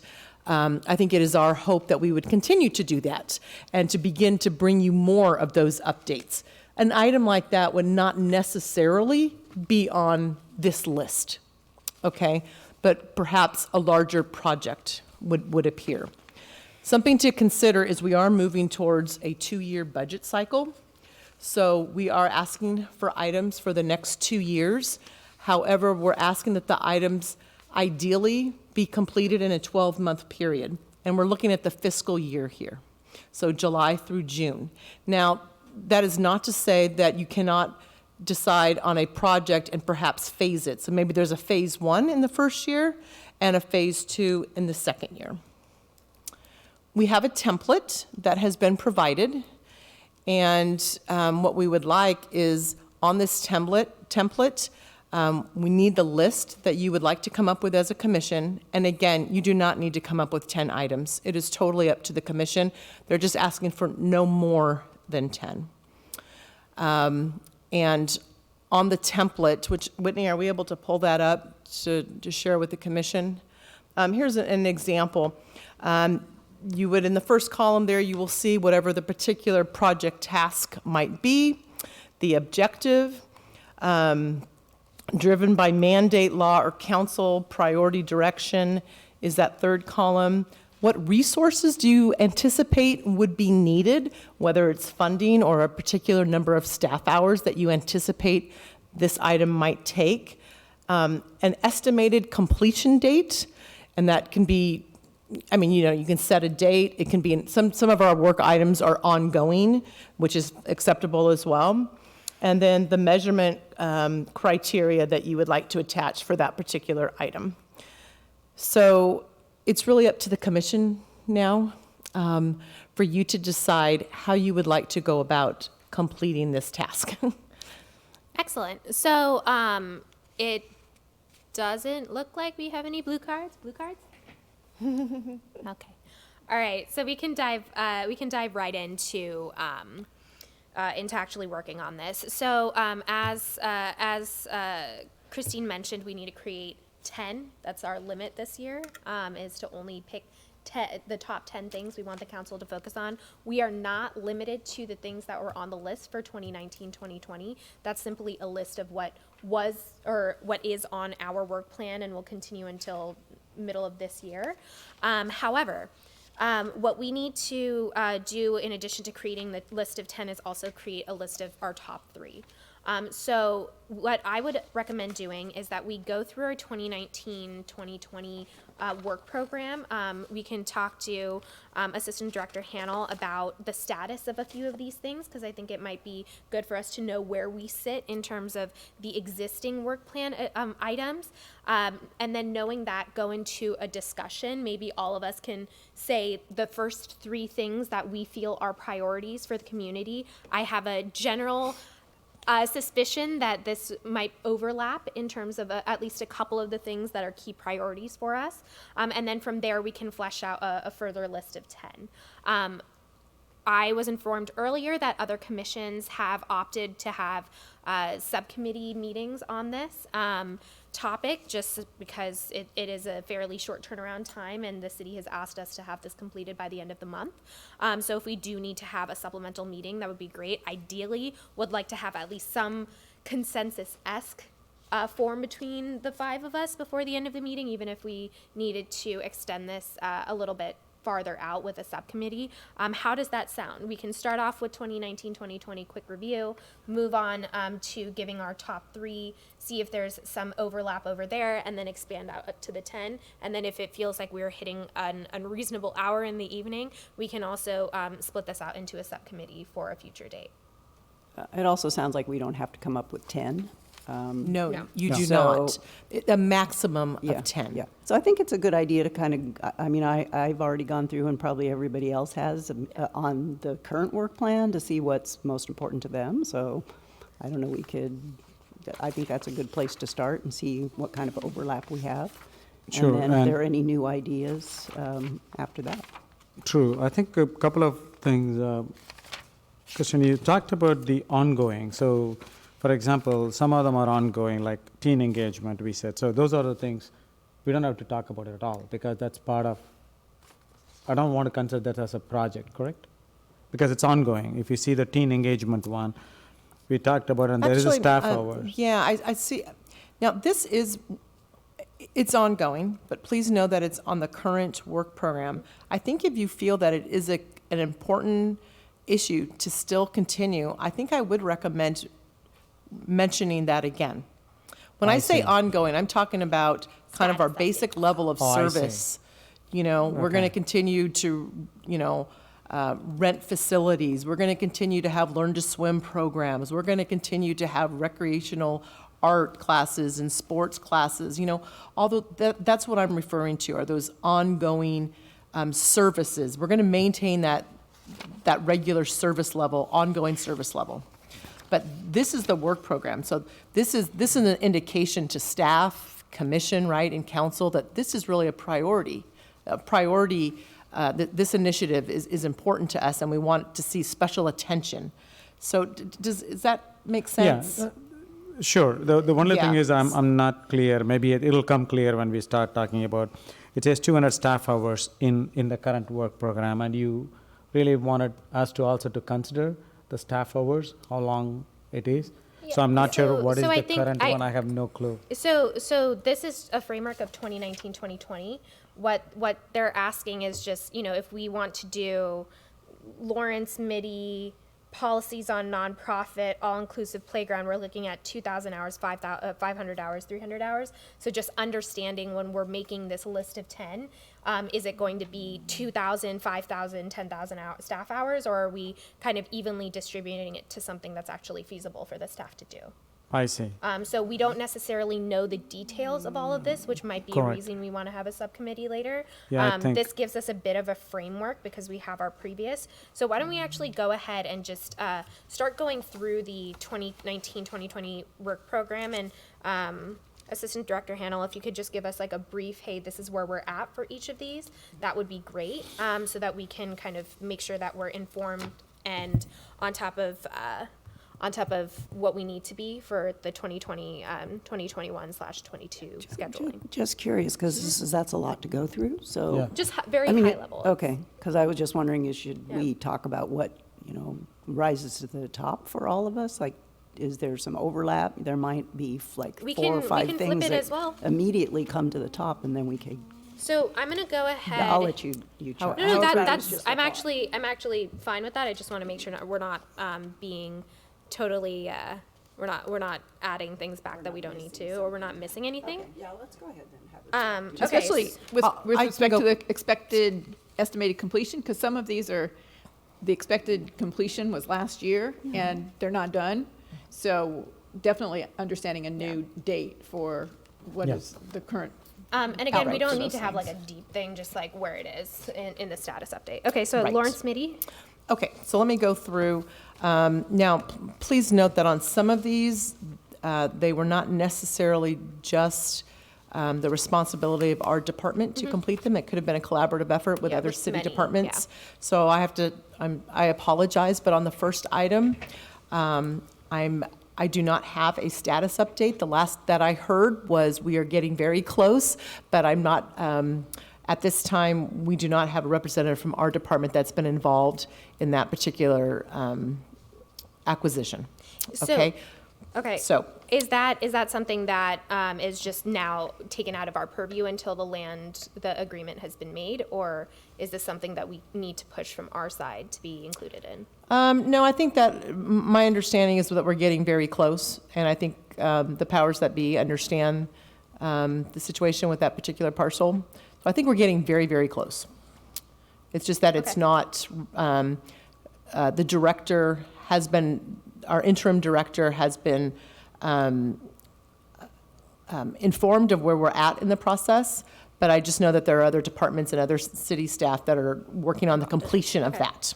Yeah, Okay. well, So- and when you say completion of that, that's just to get the property. Absolutely. I mean, that's the beginning of our Absolutely. involvement, really. I Yeah. mean, this part of it, in some ways, doesn't even need to be on our Yeah. work plan, because it's acquiring a property that we're not involved with. But developing it into the park and what amenities are going to be there, that's That's when ours. we'll get involved, which will probably, hopefully happen in the next 2 years. But it can't even start until some of these things are Yeah. done. Excellent So- point. This is regarding acquisition, not development or planning of it. Yep. Okay, the citywide Parks and Recreation System Master Plan will be going to the city council Yeah. for adoption February 18th. Correct me if I'm wrong on that, Whitney, correct? February 18th. So that's where we are with that particular item. The Parks and Recreation Department Strategic Plan is, will be something that the new director, along with the department, will be working on once the master plan has been adopted. So that date does need to be adjusted and pushed back. And also, sorry, this is also like the commissioner mentioned on the Lawrence meeting. This is the department's new strategic plan for anything we come up, even the top 3, how do we execute all of them, right? So this particular one, I'm not sure what's our involvement actively So on this basically, when we created this Parks and Rec System Master Plan, that was a big packet of potential ideas, and it went to CEQA. We did a bunch of research on all of the different opportunities. The strategic plan is the actual decision of what we will actually build in which areas of what parks across the city. That is the actual decision making. So this is actually something our commission will be directly and very intimately associated Okay. with. Although, again, the final decision lies with the city council. Got This it. is Okay. very much us actually implementing all the Okay, research. yeah, We're maybe going to from the- implement that master plan. Yeah, okay, so the project directly didn't say that one. Thank you. Thanks for Yes. explaining it. Okay. The use of athletic fields in parks, we have begun work on that, and we are hoping that as we move forward here, we're just getting underway in starting that one as well. So that as well may not be completed by June 20th. What do you anticipate a timeline would be for that? Oh, boy. I would hope by the end of the calendar year. But, yeah, that is an item that we are really just getting started on now. Okay. Yeah, because Okay. it was my understanding that actually one of the big reasons we wanted to understand the athletic fields uses is also as we continue to develop the parks to know what the utility is of each of the parks and what impacts might be if we change some things around or make multi-use sports fields and things like that. Right. Okay. Yeah, and just because demand is continuing to increase with that use, right. Okay. All right. The teen engagement is one of the ongoing items which you heard a little bit about today. And the next one was the arts and cultural festivals and programs. This is with regards to incorporating more of those diverse events that address issues of age differences, ethnicities, genders, abilities, etc. And that is ongoing. We have met that with our last summer events, but I think that's probably an ongoing item. On the next page is the Parks and Recreation Department Marketing Plan and Program Review. That was adjusted slightly, and we hope to be having a report coming up for the commission in February or March. Probably more likely it could be March. Art in unexpected places. This is another collaborative item with, I believe, the Fine Arts Commission. And I am just filling in today, so I'm not sure. Has this commission throughout the year dealt with this particular item as of yet? No, but I am now in touch with the chair of the Fine Arts Fine Arts Oh, Commission. okay. So Okay, great. We're just So I we're didn't know- just getting started. Yeah, Yeah. yeah, great, okay. Policies on nonprofit support. This is reviewing and implementing policies of funding and support for nonprofit organizations. And this is specifically related to, one of the items was the community funding policy, which I was going to be reporting to you, is going to be going to the city council, and that's the policy that you all already made a recommendation on. That is finally going to be going to the council on January 21st. And I'll touch upon that a little bit more. The all-inclusive playground, we are currently out, we're going to be getting, going out for bids on that for fundraising. That is, we are currently working on that right now at this time. It looks like the completion date, that still is probably a viable date there, that is on there. So just as a reminder, we are looking for partners to help us with fundraising. There are people we have, the city has spoken to, but there needs to be a formal process that we do an outreach. So this is not just, oh, these are people we know, so they automatically get it. This is a formal way of making sure that we're opening up this donation leading process. So that's why it's not like, oh, we can just pick one of the people we know. We want to make sure it's an equitous process. So that's why we have to do this RFP. Yes, thank you. That's exactly right. Let's see, the next item is the Rancho Rinconada Special Recreation District. And We should be hearing about that, some information here in the next couple of months. The city just submitted quite a bit of data to the consultant that was hired, and so they're in the process right now of reviewing all of that data that's been provided to them by both the city and Rancho Rinconada Park and Recreation District. So we hope to be hearing something here in the next month or two with regards to that. Collaboration with other commissions. This was, I think, opportunities just for commissions to work together, which it sounds like we're already doing that with the art initiative, correct? Yeah, it looks like Okay. that's one, State of the trails connectivity. Again, this is an item that really is more public works, actually. But I think obviously there are some items in here that could be when we're discussing the master plan. But I believe that's mainly Public Works Department. Community garden improvements, I believe we are going to bid. We have to rebid that. That is coming up here. I believe the opening bids, we heard that today, I believe. Please don't quote me on this, but I believe it's towards the end of the month. Was it? I Yeah. think that's accurate. So hopefully we will have an update for you at next month's meeting, I would hope, to let you know where we're at with that. But we had to go out and rebid that project because it came in over budget. The last item on here is the Blackberry Farm Golf Course review and improvements. And that is an item that I believe we are going to have to be pushing back because of the master plan project being pushed back. So I will have to check and see where we are at with that one. So, sorry, it was my understanding that for the Blackberry Farm Golf Course review and improvements, that was specifically added by City Council for operational purposes, not around the actual master plan, but because the irrigation system has been losing us like Yeah.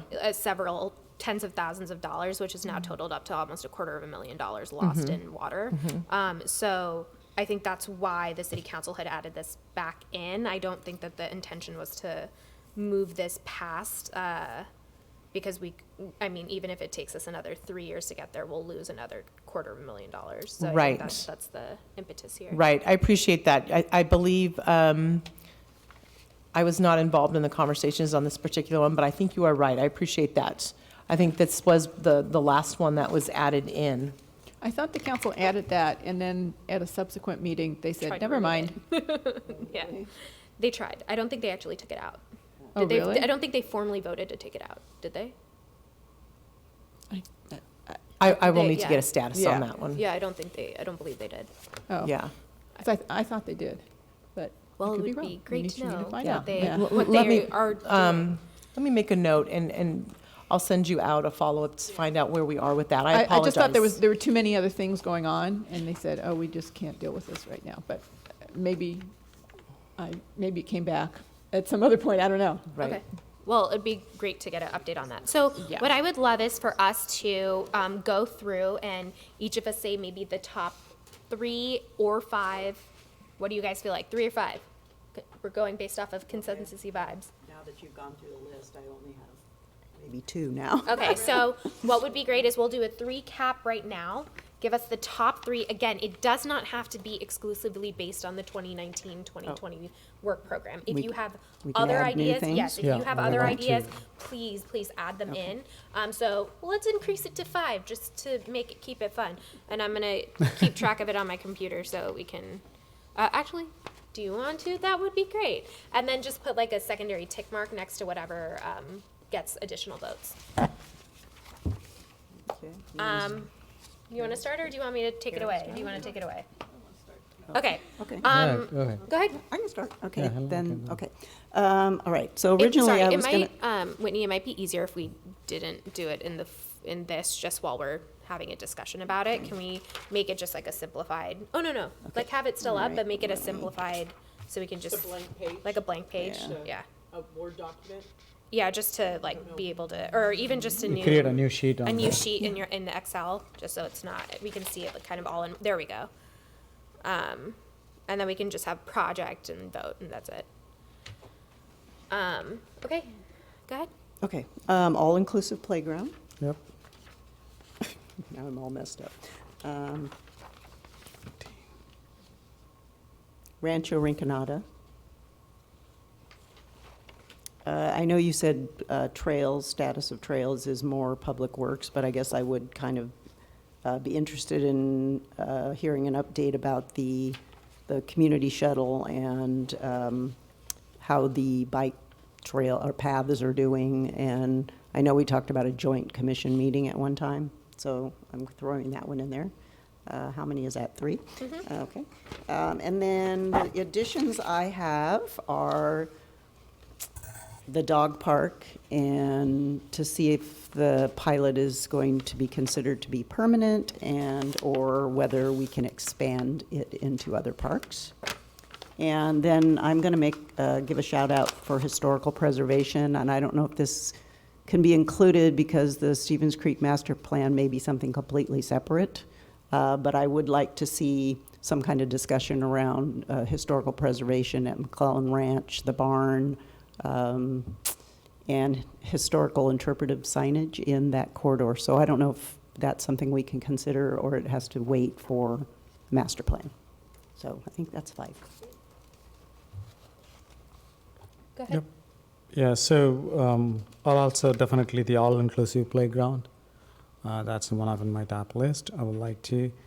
And the other one is the teen. The reason I wanted to have is that, and you said ongoing, but still I'm going to count that as the teen programs. And the third one is definitely the Rancho Ricardo. So that's the one I have it on the list too. And one thing like to really have is the collaboration with other commissions. We had as a line item, we are not doing much on it. Once started with the finance, but I think all my selections are based on what are those city-wide, either as a community livability or the operational efficiency, so I'm trying to pick up one in each. And the one thing I want to add, I think I selected 4, the last 5th one, which I would like to add is that we don't specifically focus on senior specific programs, and I would like to add that one as a new item, given the number of seniors growth is growing up, and I would like to make sure that our best we can add some more programs. Like the teen, I would like to see something for the seniors we can support. Just get clarity on that. Yeah. For teen programs, were you thinking about continuing with the engagement and the de-stressing piece? Because we just have it listed here as teen programs, but did you want to be more specific? Yeah, maybe within the teen, yes, specifically, because that's why I asked for the wellness and the connecting with the FUSHD, CUSD, all of them. So that's a plan. I would like to see it, and I wanted to know more about it because that's being demanded. I attend the other board meetings too, so I hear that repeatedly. And since we are doing it, I would like to see how. Yeah. That's what I don't think that we are funded enough. I just want to make sure that also gets prioritized. Okay. And then with regards to the senior programs, is there anything in, did you want to keep that more open in general? Yeah, more or is there open in something general. Specific? Because we don't focus, because there are recent studies, I can forward that report recently come out on the number of seniors and how their population and things are growing in it, which I do it as part of the CLF. And I've taken a responsibility of increasing more programs through the library and the foundation for the seniors, because there are a lot of demand, because the population grows. And as part of as the Park and Rec, and I want to make sure that we do emphasize that. Yeah. So. Yeah, great, thank you. Yeah. And I would like to add Lawrence Mitty Park because I know a lot of residents on this side. They are waiting for this park for many years. And I have a question about the 300 staff hours. So if we are waiting for the county to give us response, so that means our staff hour, we just spending, we are not, when we waiting, we are not cost more than 300 staff hours. Everything just pending right now, waiting for the response. So the question is, 300, I think if I understand your question, is that if 300 that- hours, that- what are we spending on it if we are waiting for It's the already finished. We already spent 300 staff hour before October 2019, or it's because we are still waiting for response, the 300 staff hour. I believe my interpretation of that particular column is just so that the council is aware of what the resources that are needed to accomplish that. So this may be adjusted throughout the year, but this was an estimate at the time of this item of approximately 300 staff hours. If it's a particular item that that you wanted on here that, you know, that we had a dollar amount, then we can also put the dollar amount. So for example, if there was, you know, like with the master plan, if you wanted a master plan done and you wanted to attach, you know, what is the fiscal impact of that, right? What is it going to cost us to go out and get a consultant to produce that and to assist staff with that? We would put the dollar amount there. I know that on some of these items, it might be a challenge for the commission to come up. So I wouldn't worry so much about that piece because that's where the department head and the city manager can work on trying to assess what, you know, the accurate number might be. So I wouldn't worry so much about that part. We can always assist with filling that in. Okay. And I have a question about the community garden. So it's already ongoing if it's not included in the 10 items, but our staff is still supposed to continue the work, right? Even if we didn't put it in our 10 items. Because now we haven't mentioned the community garden, but it's ongoing. The community garden, this is specific to the improvements that were going to be done. So not the actual program itself, you're right. Once the improvements are done, then we would have our community gardens and that particular program would operate as it has in the past, or perhaps maybe there's some new operational procedures put in place. But this one is specific to the improvements that were going to be done. So we're going out to bid on those right now. Okay. So that means maybe we need to include it in the Excel, the community garden, because we're working on it. Yes, I think if you want to add it, I think you can still add it as a part of the priority, Okay. right? Yeah. You can. Five. Yes, Sure. that's Yeah. fine. Yeah. Okay. Yeah. Got it. So you said so far Lawrence Mitty Park Community Gardens, and then Yeah, the other two? Yeah, I only add 2 because Yeah. you already mentioned. Oh, well, which, No, but still, we want to know which ones. So if there's ones that you've mentioned, if there's overlap. then it'll be Oh, good. Yeah, so the all-inclusive playground. Okay, all-inclusive playground, and then you have 2 more votes. So are there any other two that are listed that you're very passionate about? Oh, the Lawrence Mitty and the, So I have Lawrence Mitty Community Gardens, all-inclusive playground, and then 2 more. I'm looking for 2 more. And if you don't have 2 more, you don't have to vote for 2 more. Okay, awesome. Excellent, go ahead. Okay. Yeah, I think the all-inclusive playground is something we've been working on a long time. I think I wouldn't call it dog park because we're not talking about a dog park. We're talking about DOLA. So let's really say dog off-leash areas, and it's multiple. So it's really evaluating all of the other parks to find opportunities for off-leash areas. And I think it's been buried with the field review. Field review, yeah. And I think I want to pull it out and make it separate because that other thing will happen. I don't want it to get dragged down that because we have a trial going on. When that trial's done, we should have a proposal for whether the parks could be appropriate. So it should be something that, I mean, it's in our plan this year.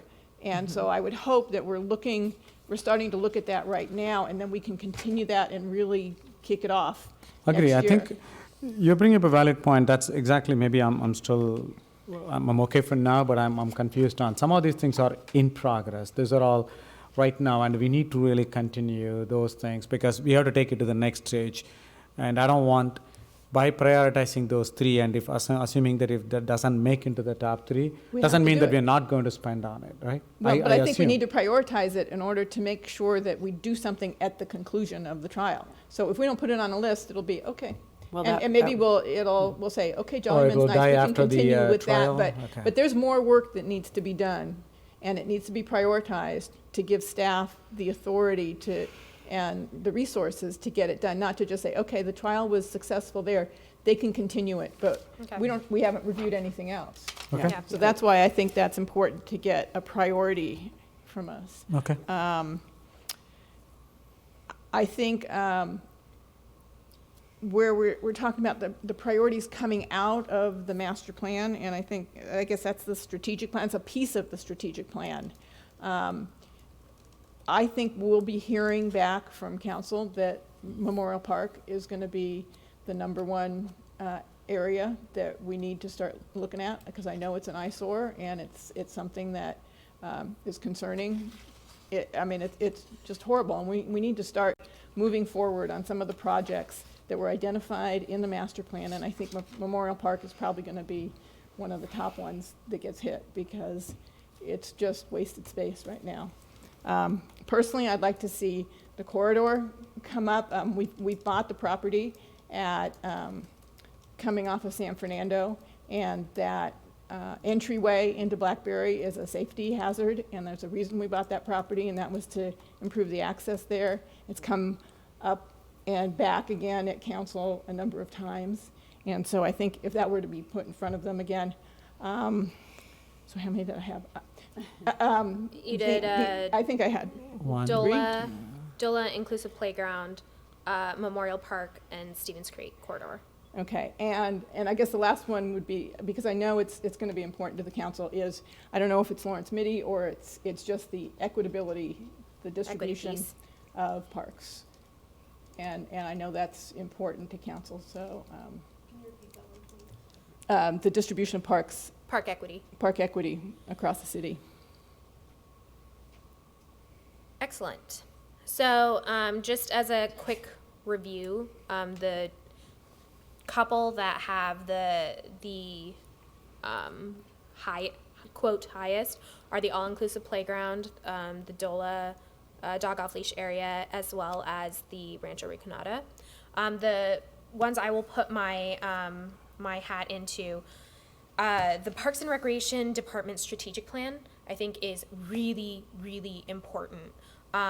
This is actually where we get to decide what gets built, and the process and the order in which what gets built.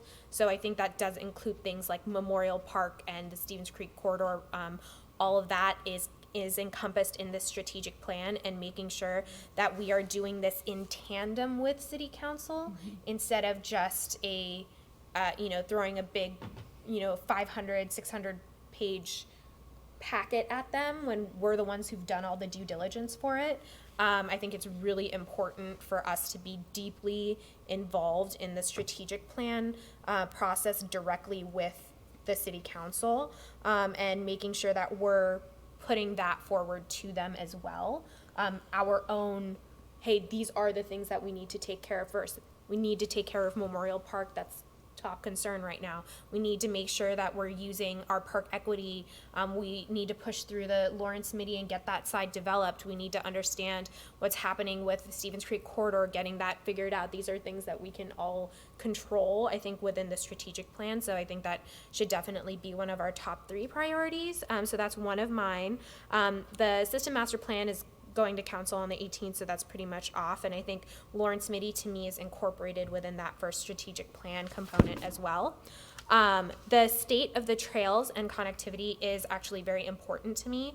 I think that making sure that we're working with Bike Ped to ensure that all of our parks and recreation services are connected through non-single family or single person car owning methods of transportation is paramount. One of the things that we encouraged or we put into the master plan that will go to City Council is that they should not develop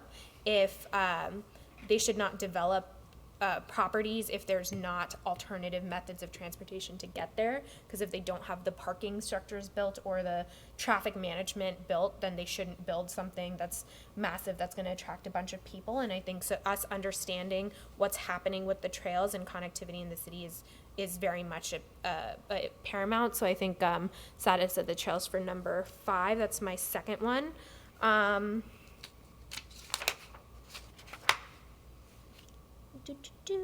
The Parks and Recreation Department marketing plan and program review.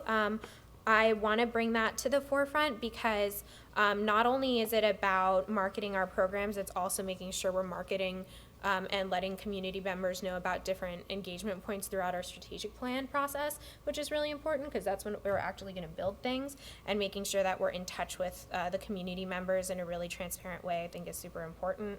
That was my 4th one. And then my 5th one is all-inclusive playground. Okay, I have a few questions. Maybe I think it'll Go for help it. to clarify. So, again, maybe I'm slow on that. So, park and recreation strategic plan or a marketing plan, I see that these are all a way to execute the priorities. So now my question is, what happens if we choose something else on the top 3? But on the park and recreation strategic plan, when we discuss about from the master plan, there are other priorities. So how it's going to be coinciding? And I'm kind of confused. If we select top 3 and then strategic plan, Is not one of those top 3. yeah, then what? I thought this is a means, and these are all have to happen anyway. It need not be even in the top 3. It should happen, right? The strategic and marketing plan. That's a way we execute. That's a way we really run any programs. That's what my expectation. I thought this is a default. The goal is baseline. for us to be able to do, and correct me if I'm wrong, Christine, is the goal is for us to be able to do all 10. However, prioritization has to happen from some capacity. We only have a certain amount of staff that can do all these things, and so we need to show city council what are the 3 most important things to us. Doesn't mean the rest of them won't happen. It simply just means that these are the most important things and the things we want them to have a spotlight on, and then we'll have 7 additional things that we will be working towards, but are not necessarily the things that, if somebody has a spare minute, for example, it will go towards top 3 and then the rest of the 7 rather than any of the different programs that are in the 10. Correct me if I'm wrong, Christine. Anyway, okay, yeah, I I'd like also- to hear yeah. more on I also that. think, like Carol says, sometimes we bring things back by putting it on our work plan, things that we think are important that maybe have fallen off the radar a little bit. I mean, I guess, like you said, we bought that property going into the corridor, what's happening with that, and it is a safety issue. Or in the Memorial Park, there's, what are we going to do with those ponds? There's safety issues over there, too, so. Right, yeah. That's another reason for putting it. Right. I think, yes, I do believe that your explanation is correct. That is my understanding. So, but again, as Commissioner Tombe said, it's really about just really highlighting those priorities, because remember, the council's going to be looking at all the commission input, right? So we have, gosh, I've lost track of how many commissions we have, 11? Quite 12? a few. There's quite a lot. few, right? Yeah, I think, for some of the things that I put on here, like Memorial Park and Stevens Creek Corridor, I would be okay with highlighting those as specific items under the strategic plan. Okay. Yeah, Yeah, And so- so we Yeah. could Exactly. look at that and see which ones of these could go in there. yeah. Good point. Yeah, so I think that'd be great. I think, if you could able to fold these things which we talked about it, and that gets as a Uber, one is the strategic plan. And through that, we will be prioritizing, like within that's a Memorial Park, or even the dog off-leash area, I don't know, but that also falls into it, and I wouldn't I say think that that's falls. It's not- different I don't it's not think because- falling into it? Well, Okay. because it's a So- pilot program and we need to take the next steps and, take data from that and decide what we're going to do with it and whether we're going to expand it. I think that's a separate. Yeah, item if you for could sure. call it out, I'm fine with it. Otherwise, I do see personally that there will be a conflict where we see these 3, and then when we do the strategic plan and we talk about it, and then we will have a different priorities within it, and then how that will collide with the top 3. That's what I'm worried at it. As long as that Yeah. gets folded into it, I'm fine. Yeah. Otherwise, we are Yeah. going to bite ourselves into 2 different top I don't three or understand what priorities. you were saying. So in a strategic plan, if I understand, Are you saying the dog off leash? No, no, not dog Oh, off okay, leash. not, you're That's not talking about not that. specific. Okay. That I understood, so Okay. I'm not including it. But in the park and recreation strategic plan, based on the master plan inputs, and then we go and sit and discuss, we'll come up with some priorities, right? On what we wanted to invest and how our staff have to invest. I want to make sure that those priorities will conflict. More conflict. If it conflicts, Okay. when I say conflict, if it is completely different than what we choose top three, right? So top three you choose now as all-inclusive playground, Rancho Nicanado, and assuming that status of the trials, assuming that for argument's sake, those three are picking up the top three.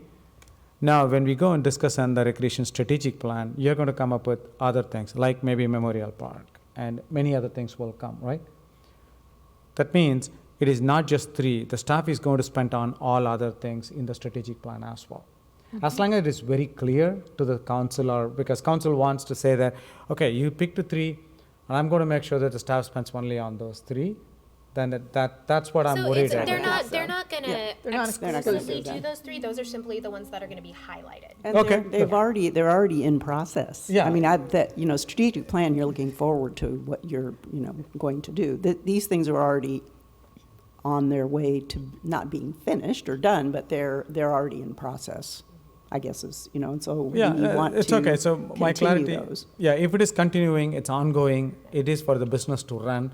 The strategic plan, marketing plan has to happen, irrespective of the top three. These are all the things happening. That's my understanding, and that's where I've got confused. Why even that has to come into priority? That has to happen anyway throughout the year. Yeah, and that's I understand what you're saying. Like, if we have to do it and it's happening, why do we need to? We just need to make sure it's on the list. Oh yeah, that's absolutely. Yeah. That's So I think what would be interesting, because all five of us mentioned all-inclusive playground as a top priority, would we be comfortable tentatively maybe highlighting that in yellow as one of the top three, Yes.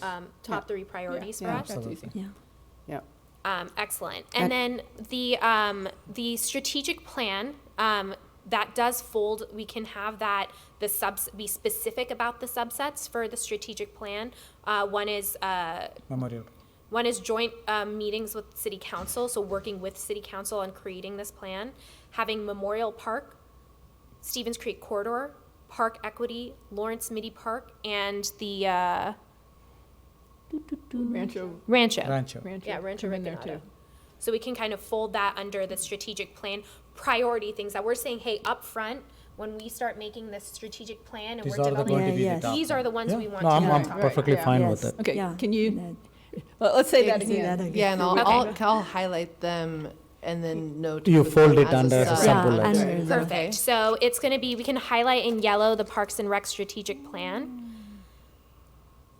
And then maybe in like a gray or something, just so we Well, know. But is the strategic plan one of our top three, or is it just one of our 10 in all of? That's a question. for So the I think commission. that's one Yeah. of the 10 that's going to happen, and No, but we if can't you not work on it. Yeah, if you could fold, as earlier you suggested, Chair Tampe. I'd if- rather, I'd rather. If you fold the Rancho, Lawrence Mitty Park, Memorial Park, Stevens Creek Corridor, and Park Equity, those things as a sub-items Right. of the strategic plan, I would like to prioritize as a top three. The strategic plan should come into the top three, because the rest of them gets folded into it. Yeah, I'm not ready kinda- to do that I'm yet. not- Oh, yeah, no. So So for let's- me, so I'd like to- I'm I'd like supportive to of put that. them under there, and then, so it would be and then great. see how the others. So what would be great, Whitney, is just if next to strategic plan we could remove, or we could add 4, just copy paste Rancho Recanada. Yeah, just Yeah, move just that move down. that down, and then move add those a other bunch of Got it. Take that. Put it there.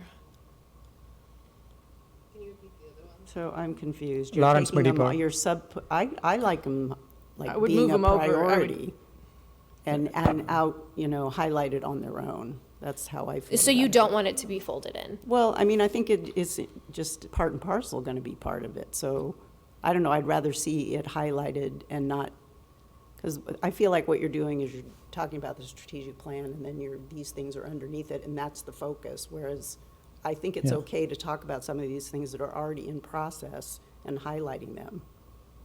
So Like as a when top hearing 10 or about top them 3? within the next, yeah, as a top 3. I mean, obviously, they came into everybody's, top. So anyway, whatever you want to do.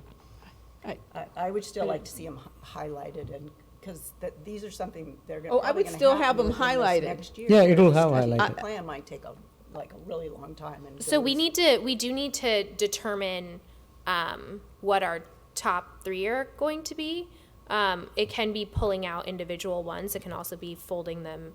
And I must have misunderstood. I thought we were on the same page about including Lawrence Mitty, Memorial Park, Stevens Creek Corridor, Park Equity, and Rancho Ricanata as subsets of strategic plan. But if that's not a consensus that we are It's not a consensus with reaching. me. Plus, we don't have a permanent director, and I think that person will probably be leading the strategic plan and the marketing plan or what have you. And these other things are already in process, and I guess I'd like to see them on the work plan.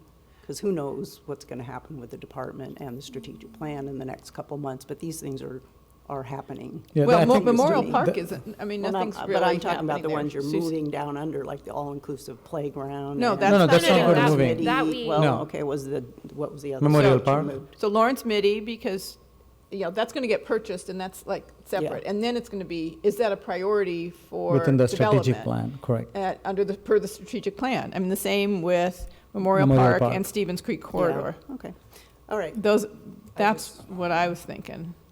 okay. Yeah, at least can Because- we visualize it if you could move those five? I Yeah, just want to make right. sure that can we visualize it.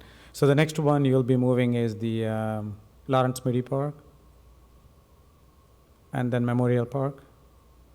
The corridor, the next one, Stevens Creek corridor. yeah. And Though the not necessarily in those orders. I mean, no, yeah, orders. Yeah. And then if you could really oh, and right Park Equity. justify all Is those Park four. Equity part of that as well? Yeah, Well, I'm kind of wondering about Rancho Rinconada, because that seems to me, well, I guess it's more, that would be more future, because once, I'm assuming it's going to be folded into become a city property, or just under the jurisdiction of the city, but still run as a private entity, so. I thought that the goal was to make it fold under the city entirely, that it would no longer be functioning as its private governing body. Yes, under the we are supervisors. awaiting, again, the information from the consultant.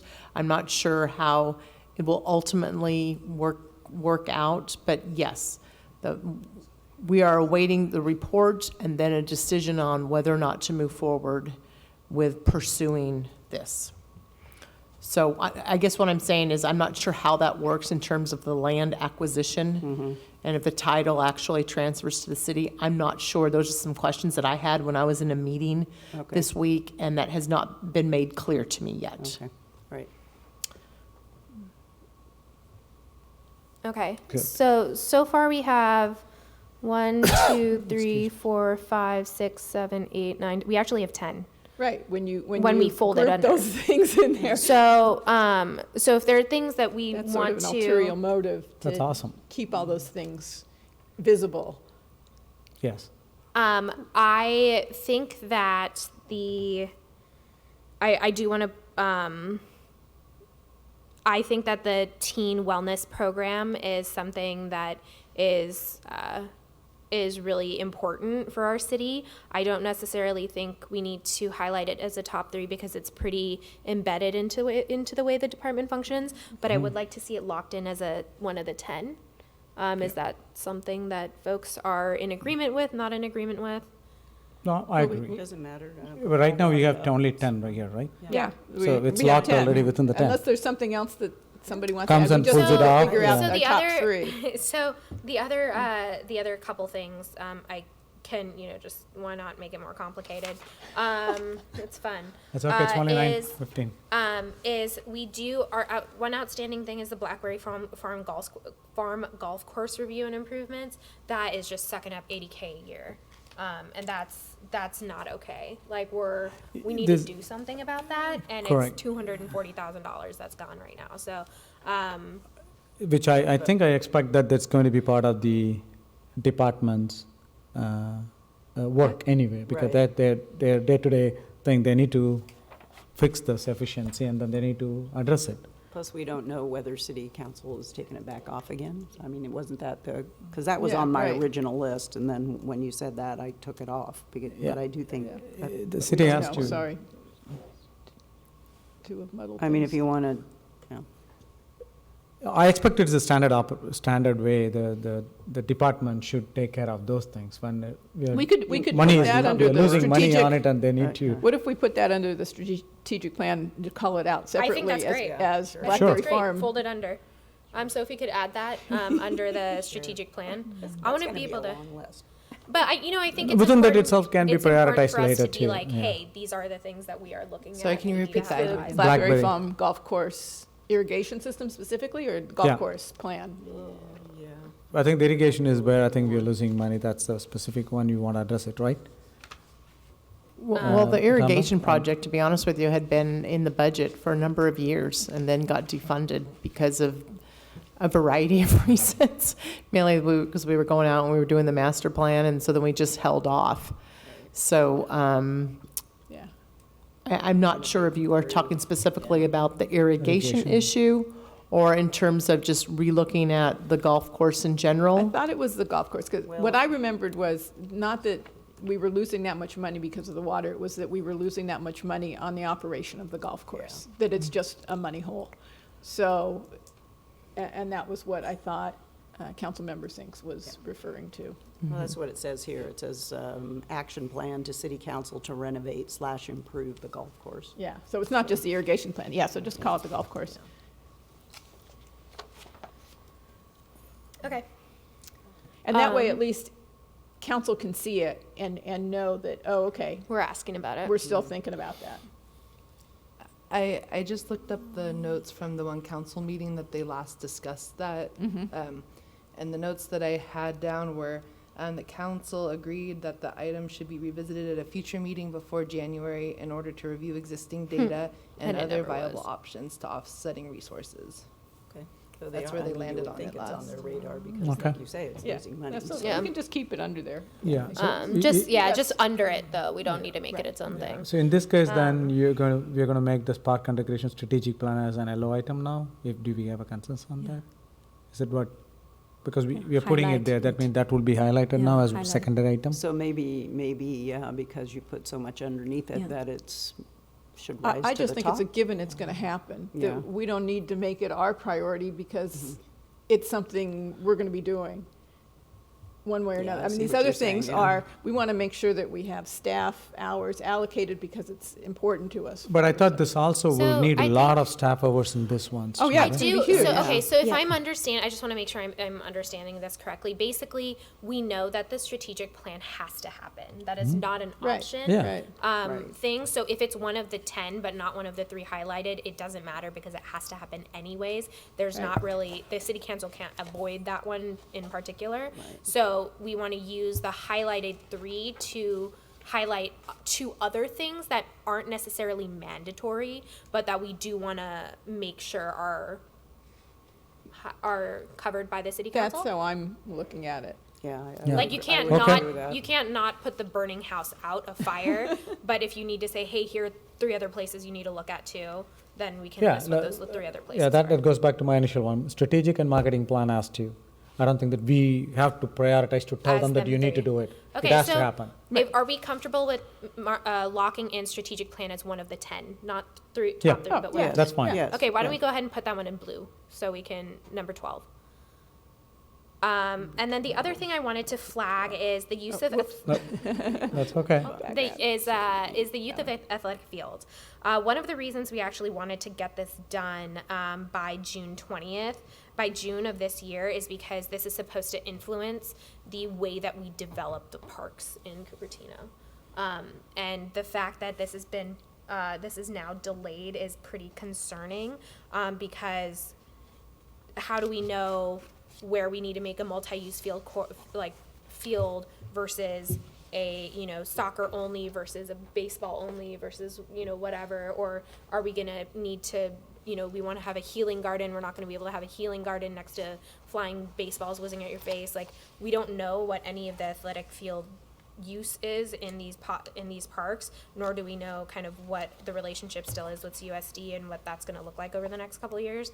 I feel like that's a really important one that should still stay on the project work plan. Questions, comments, concerns, disagreements? Nisha, you're crazy. I mean, it's something that's going on now, so the work is going into it right now. It's not going to just stop, right?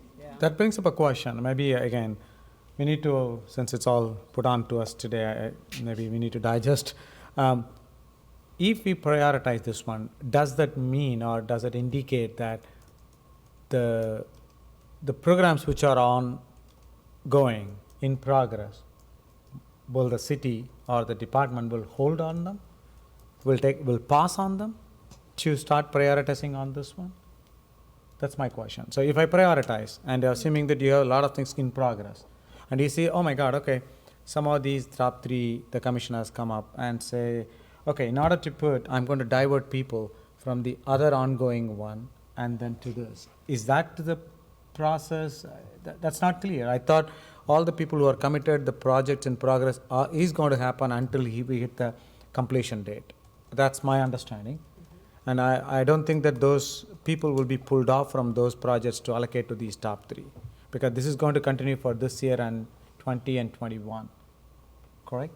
Is that, am I? That is my understanding. I think if what I'm understanding you're asking is, are we going to stop working on any of the current some of these projects? projects Yes. that are not now appearing on our On new this list. priority list? And that is not my understanding. Okay. Yeah, so one Okay? of the challenges That is not my yeah. understanding. Okay. Now,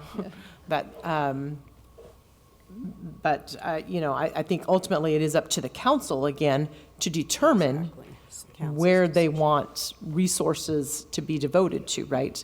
But that is not my understanding. So- I mean, this is yeah. something that we're already beginning on the athletic field use policy. What we're being limited by is this artificial 10, Yeah. whereas we have 15 on our list right now, of which all of them have been city council mandated. So, or recommended or in their work Reviewed, plan, yeah. right? So by keeping us to an artificial 10, they're kind of making us drop some of the things that they've already identified. So if something gets dropped, Yeah. right? So maybe they'll come back and say, really, here's 15 for Parks and Rec, and, you know, maybe we should highlight, well, here's some of the other things that didn't get on there, but we know that these were important to council before, but every one of these is also already on our plan. There's nothing new here, really, except calling out senior programs, I guess. Historical preservation. And the historical. Oh, historical Well, you know, preservation, this is yeah. fluid. These things are really fluid. Yeah. And like you say, it's the council is looking at 11 other commission Inputs wish as lists well. Yeah, and and they're inputs, gonna so- they're gonna do whatever and they some of feel them like will doing at overlap. the end. I think Yeah. really they're asking us what our top 3 are. I don't know necessarily priority, but what's important to us.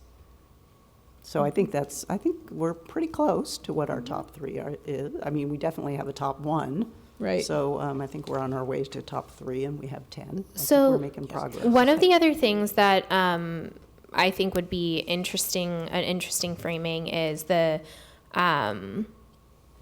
is maybe making a new one that is land acquisition and development as its own specialty one, because we do have. I don't know if I'm undoing our strategic plan thing. That's one option, and the second thing is I think the status of trails. I think that's something that the city council will very quickly not focus on if we don't highlight it for them. Yeah. I think it'll fall through the cracks very quickly. But are you Status of the thinking trails. status of trails as in the bicycle trails and pedestrian trail, you know? Bike ped via So I would parking. think that that's going to be on the bike ped plan. And so as long as it's on ours, I don't know that it would need to be highlighted as a top 3. Because I would think bike ped would be pushing for Yes. trails and connectivity. With the other, the acquisition, I'm trying to think about what can we as a commission impact, and I don't think we can impact acquisition or development. If a piece of property comes up, just like Lawrence Mitty, it's going to be Public Works, it's going to be other staff and departments that are going to go and work on that, and it's not until something happens with that that it might come to us for what are we actually going to do with this. So those are just my quick thoughts on that. Do we have other proposals for the top three? Well, I would vote for DOLA, for sure. Any other perspectives on DOLA? And I think primarily for the reasons both Carol and I said, that it's something that's a pilot program, and there has to be a decision that's made at the end of that pilot program, and whether it's going to be permanent or extended, and that's got to happen in this next year. Well, but it's for me, it's more than just permanent, extended or not. It's expanded. That's It's what I a mean. different, okay, That's what you I didn't, meant. you said Oh, extended. expanded to Expanded other is really, parts. Oh, yeah, I said that. extended is, I'm thinking of like in I time said frame. that No, my no. very Okay. initial, Okay. my first time that Okay. I mentioned it, I said expanded to other parks. Okay, good. Yeah, Yeah, again, I just this, want to make it yeah, clear in the that notes. definitely. this also falls into my earlier comments on, if this is continuing, if the trials are there, like we do for the transportation, these trials, and once we see the success, then it should, the city, the department should take it and then continue and proceed. Even if you don't call it out as a top priority, because I thought this ongoing, you put in something there, put an effort, you put a trial and see the success or failure, and if it's failed completely miserably, that yes, you know the results, but if it is successful based on whatever we see it, then the city should be able to continue. There is no reason why they should say, oh, since it's not in top 3, I'm going to stop it. Yeah, Then but- what's the point in doing a trial? That's how I'm expecting. Once you start it, bring it to the completion. Trial is the first phase. Once it is a good, glorious thing, then implement it. I'm not That's disagreeing. how- I'm not disagreeing with you at all, but I think if we want that to happen, it needs to be explicitly listed Yeah. somewhere. Wow. Yeah, I think so. Okay, too. no, And if that it they- has to be explicitly called out, yes, I do vote Yeah. for that. Okay, then we have a majority.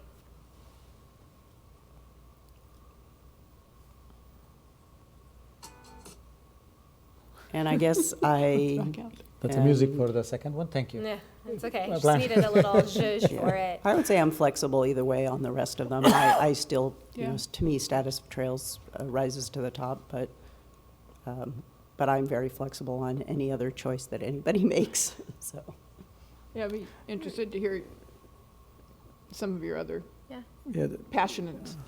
the teen one is, I'm really passionate, but again, this pretty also goes existing. back into it, and if it is continuing, and I don't want people to come back and say, hey, okay, pull out some staff, like this, we saw so many exciting things coming up, and I don't want anyone to go and beg, okay, pull off those things to reallocate to somewhere else. That's the reason why I called out the teen wellness program. It is very, very critical. It will have a collaboration with the school districts, and the schools want it, and the community wanted it, and the teens are doing awesome, and the staff is doing awesome, and I don't want anybody put anything to pull off from it. That's my concern. If it, again, like Doc Officiaria, if you don't call it out, if anything happens, I'm going to be really, really mad at on that, because so much progress, 600, 700 teens, and we are going to have the wellness and connecting it, it's expanding. So I guess. I want to again, make sure that's also getting into. Yeah, the question I have is, what is our commission impact on that?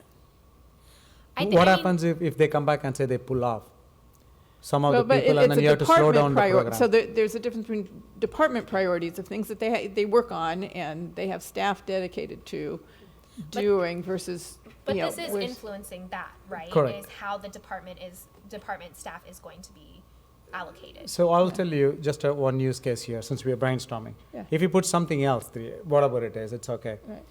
The department staff can go, the director and the staff can go and say, you know what, in order to support these 3, council, you selected it based on the recommendation from the Park and Rec. In order to do it, we don't have additional staff. We need to pull staff from it. So the one other place we are going to pull it is, we're going to pull it from others, partly in teens area. Because that's what the thing is that they won't stop it, but the real thing, like whatever the program they have, this will slow down because that will invite more people. They will say, I'm going to take it because you said 3. So even though they run it, they will slow down, they will pull it. That's a worry I That- have it. Yeah, I can understand that. I don't think that's how it works, though. I don't Yeah, know. right, That's, right. that's how I feel. I At think- work, I Isn't do that- I that. think we part of just it? don't know because this is a whole new Yeah. process. Exactly, and council hasn't even approved. Are you these wondering things if the numbers decline and the programming declines, whether or not a budgetary decision is made to pull that particular program? No, maybe let me make it very simple. If we give other top threes now, assuming the teen wellness program or teen programs are not called out as a top three, you are short-staffed to run those top three.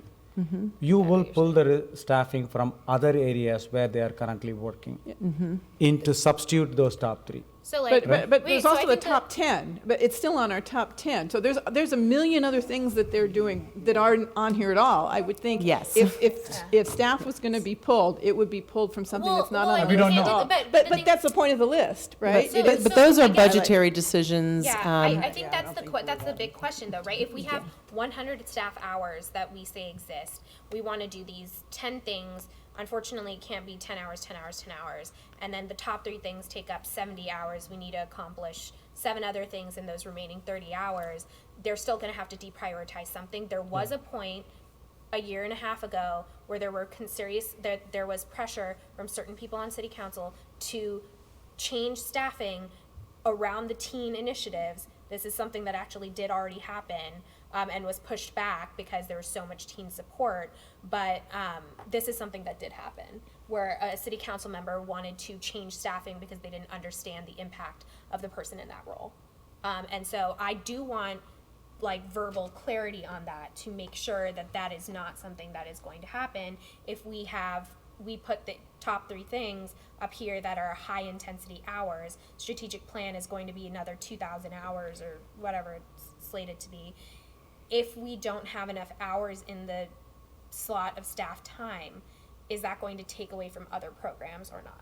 Are we still going to be able to execute on those other programs or not? Ultimately, the decision is going to come from council, and it's going to be a budgetary decision. But what I can say is that when those decisions are made, there's a number of things that you are looking at. You are looking at the fiscal impact. You are looking at the number of community members that are impacted. And those are very important things. You're looking at how much revenue is generated for a particular program, because there are some of our programs that sustain themselves. There are others that are free. So those are all things that are looked at. I cannot say for certain that if it is not on this list, that there things, that there may not, there could not be some budgetary cutbacks. But I know as a department, the value of those teen programs that we're doing. I've been here for 30 years. We've never had a situation like that. That is not to say that it would not happen, but we get a lot of support from the community on those programs, not just the teen programs, our senior programs, our special events. Fortunately, in all the years I've been here, we have not had to make those types of cuts. We have made reductions. We have certainly had to look at how we are spending money, and there may have been some reductions, and certainly we have done that. But we have never, in all the years that I have been, had to cut something that is received so well and is of such great value to our community. We will look for other ways, and that's sometimes what we have to do, right? We are pushed to be creative and think, how can we still provide the same level of service and do it in a more creative and collaborative fashion? And so we would exhaust all efforts so that didn't happen. I don't know if I answered your question. I certainly am not in the position to make those budgetary understand. decisions. No, That again, ultimately it's is a going to come up to concern, council, right? But I think that we as staff, as commissioners, and more importantly, the community, they're going to share their concerns, right? So the last component here, that makes perfect sense. It ends up being a budgetary issue, and hopefully the things that we love and the things that the community loves will continue to maintain their status. The one thing I do want to put back up here is the summer events program.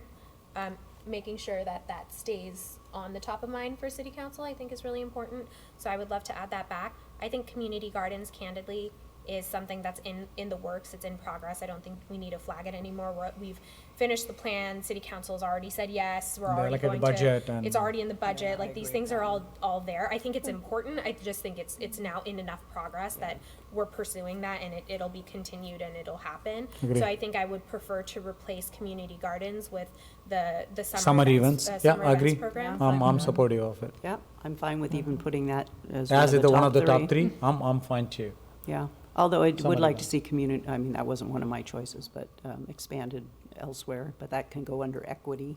Yeah. Maybe not equity. park equity, but yeah, sort of Yeah. park equity, yeah. Yeah, So I'm I good. support summer Take- events, absolutely. Yeah, and I support that as being a top three too. I would support that being a top three. Yep. Sure. That leaves 1, 2, 3, 4, 5, 6, 7 things to fill the rest of the 10. All-inclusive dog playground. That'd be fine. Both. It's fine. All inclusive. It means human, dog. and You see a little dog going. Okay, so we have the all-inclusive playground, dog off-leash area, and the summer events program as the top 3 highlighted for the city council, with status of the trails, historical preservation, teen wellness program, collaboration with other commissions, senior program, parks and recreation marketing plan, and parks and recreation strategic plan. With lots of With lots, but also very deliberate. Yes. Called out. Call-outs, call outs. My recommendation would be this: if this looks good to everyone, instead of us saying yes, this is our work program recommendation for 2020-2021, I would like to still have a subcommittee meeting, because we did a lot of discussion. If there's something that we missed, I don't want us to miss out on adding it to this if we need to have kind of a conversation around this. So what I would like is for us to say, okay, these are the top 3.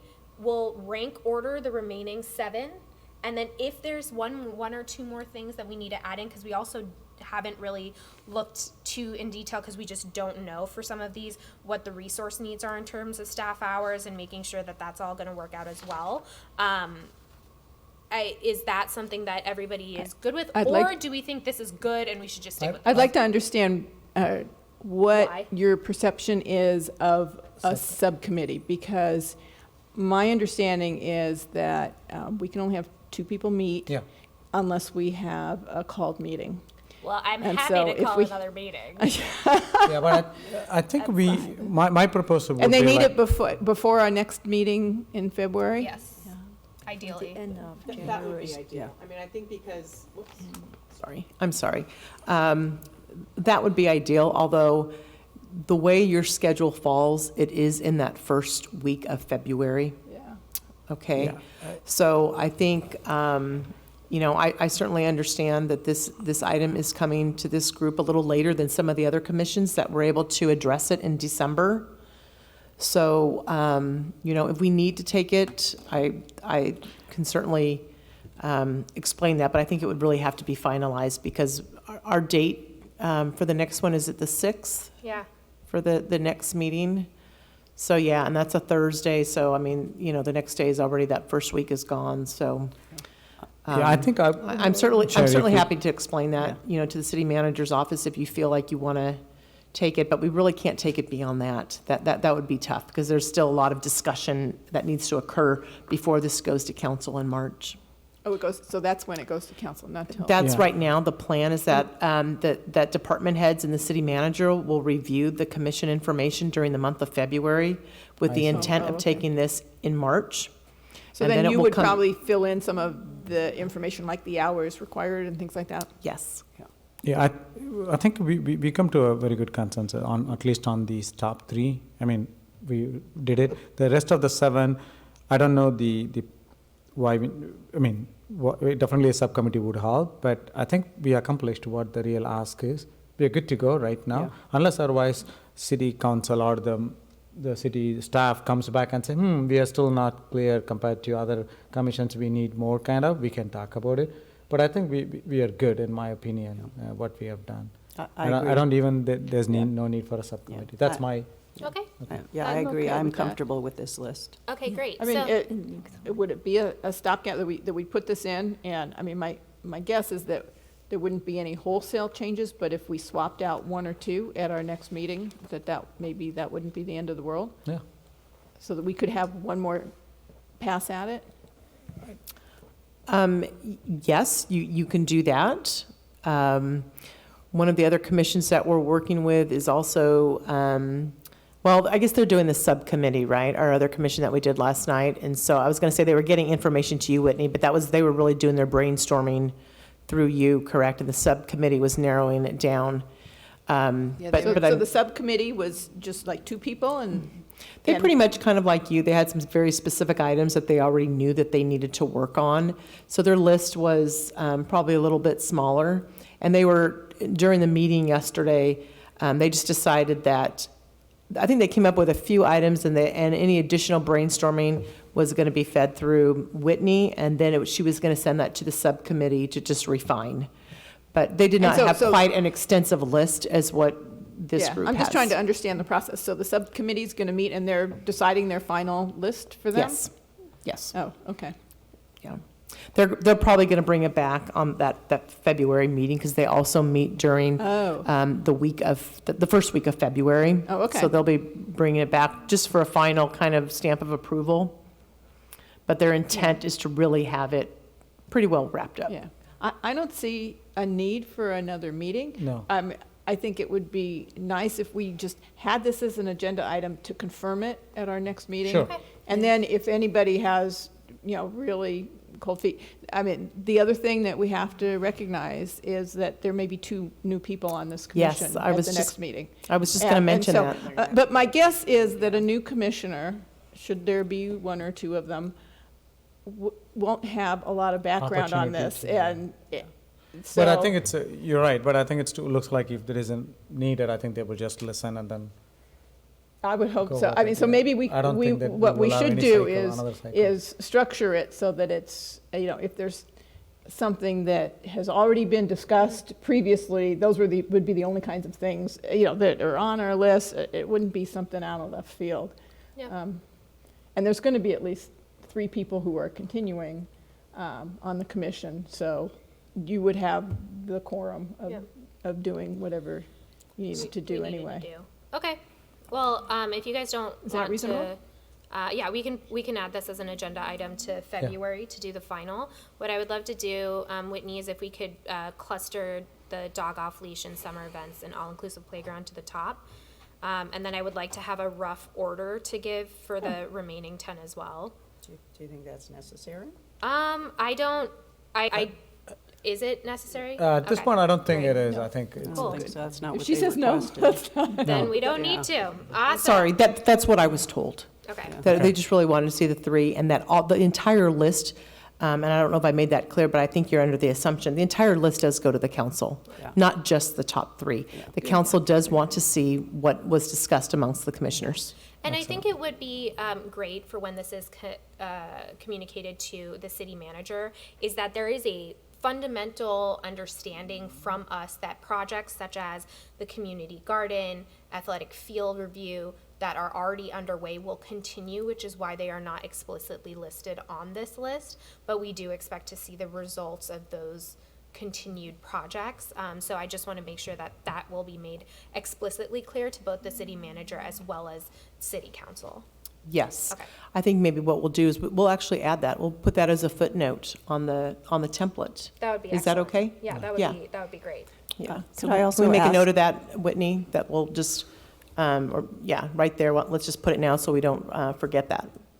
May I ask on the historical preservation, you could put like in parenthesis McClellan Ranch, just so they know what what what you're I'm talking about. talking about there, because it seems sort of vague otherwise. Thank you. Cool. Wow. Well done, folks.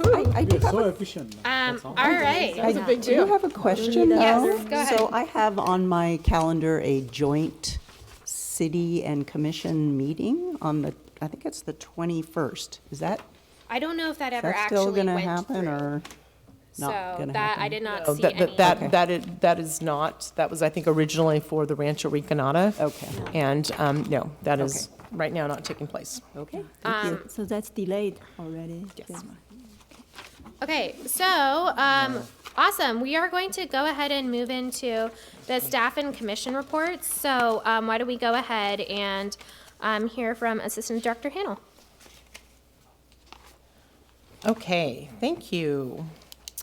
Well, I would just like to announce some upcoming events that we hope you will be able to attend. This Saturday, January 11th, is our annual Sports Center open house, starting at 8:30 in the morning. I believe it goes to 11:30. We also have the Cupertino Spelling Bee on January 25th. Just for your information, tomorrow is the deadline for anybody that might be watching this commission meeting right now, for folks that are interested in applying for one of the city's commissions. On the Parks and Rec Commission, we will have 2 vacancies. The deadline is tomorrow, Friday, January 10th, with the intention of having interviews by council on January 27th and 28th. I'm not sure if you've had an opportunity to attend one of our Cultures of the World events. Those are events that are being offered at the Quinlan Community Center. We have, each month, there is a different culture that is being highlighted. We have had, it's an event that highlights the culture and the country and provides some educational enrichment information, crafts, sometimes food. We've highlighted India and China, Mexico, and coming up on February 13th is Brazil. Those have really been great. I'll be having Mary Lou come back and doing a presentation to you. Those are lovely events, and we're attracting the younger families, elementary age kids, and they really seem to be having a good time. You had asked about the feasibility study at the Blackberry Farm. I just want you to know that their meetings have begun with regards to putting together that feasibility study for the entrance. I don't have much more to report on that, but just know that some meetings have occurred with Public Works staff and just understanding what the scope of the work and the needs are out there. At Blackberry? Yes. Oh, okay, Yeah. thank you. I think I already mentioned about Rancho Rinconada. We hopefully will be hearing back with regards to that item. Master plan update. We are scheduled to go to the City Council on February 18th. And we hope that you will be able to attend that meeting in support of the master plan. The community funding policy that you all approved and moved forward, I think I mentioned earlier, but let me just repeat, that is going to council on January 21st. It would be very nice to have a representative from the commission in attendance at that meeting in case there are some additional questions regarding that policy.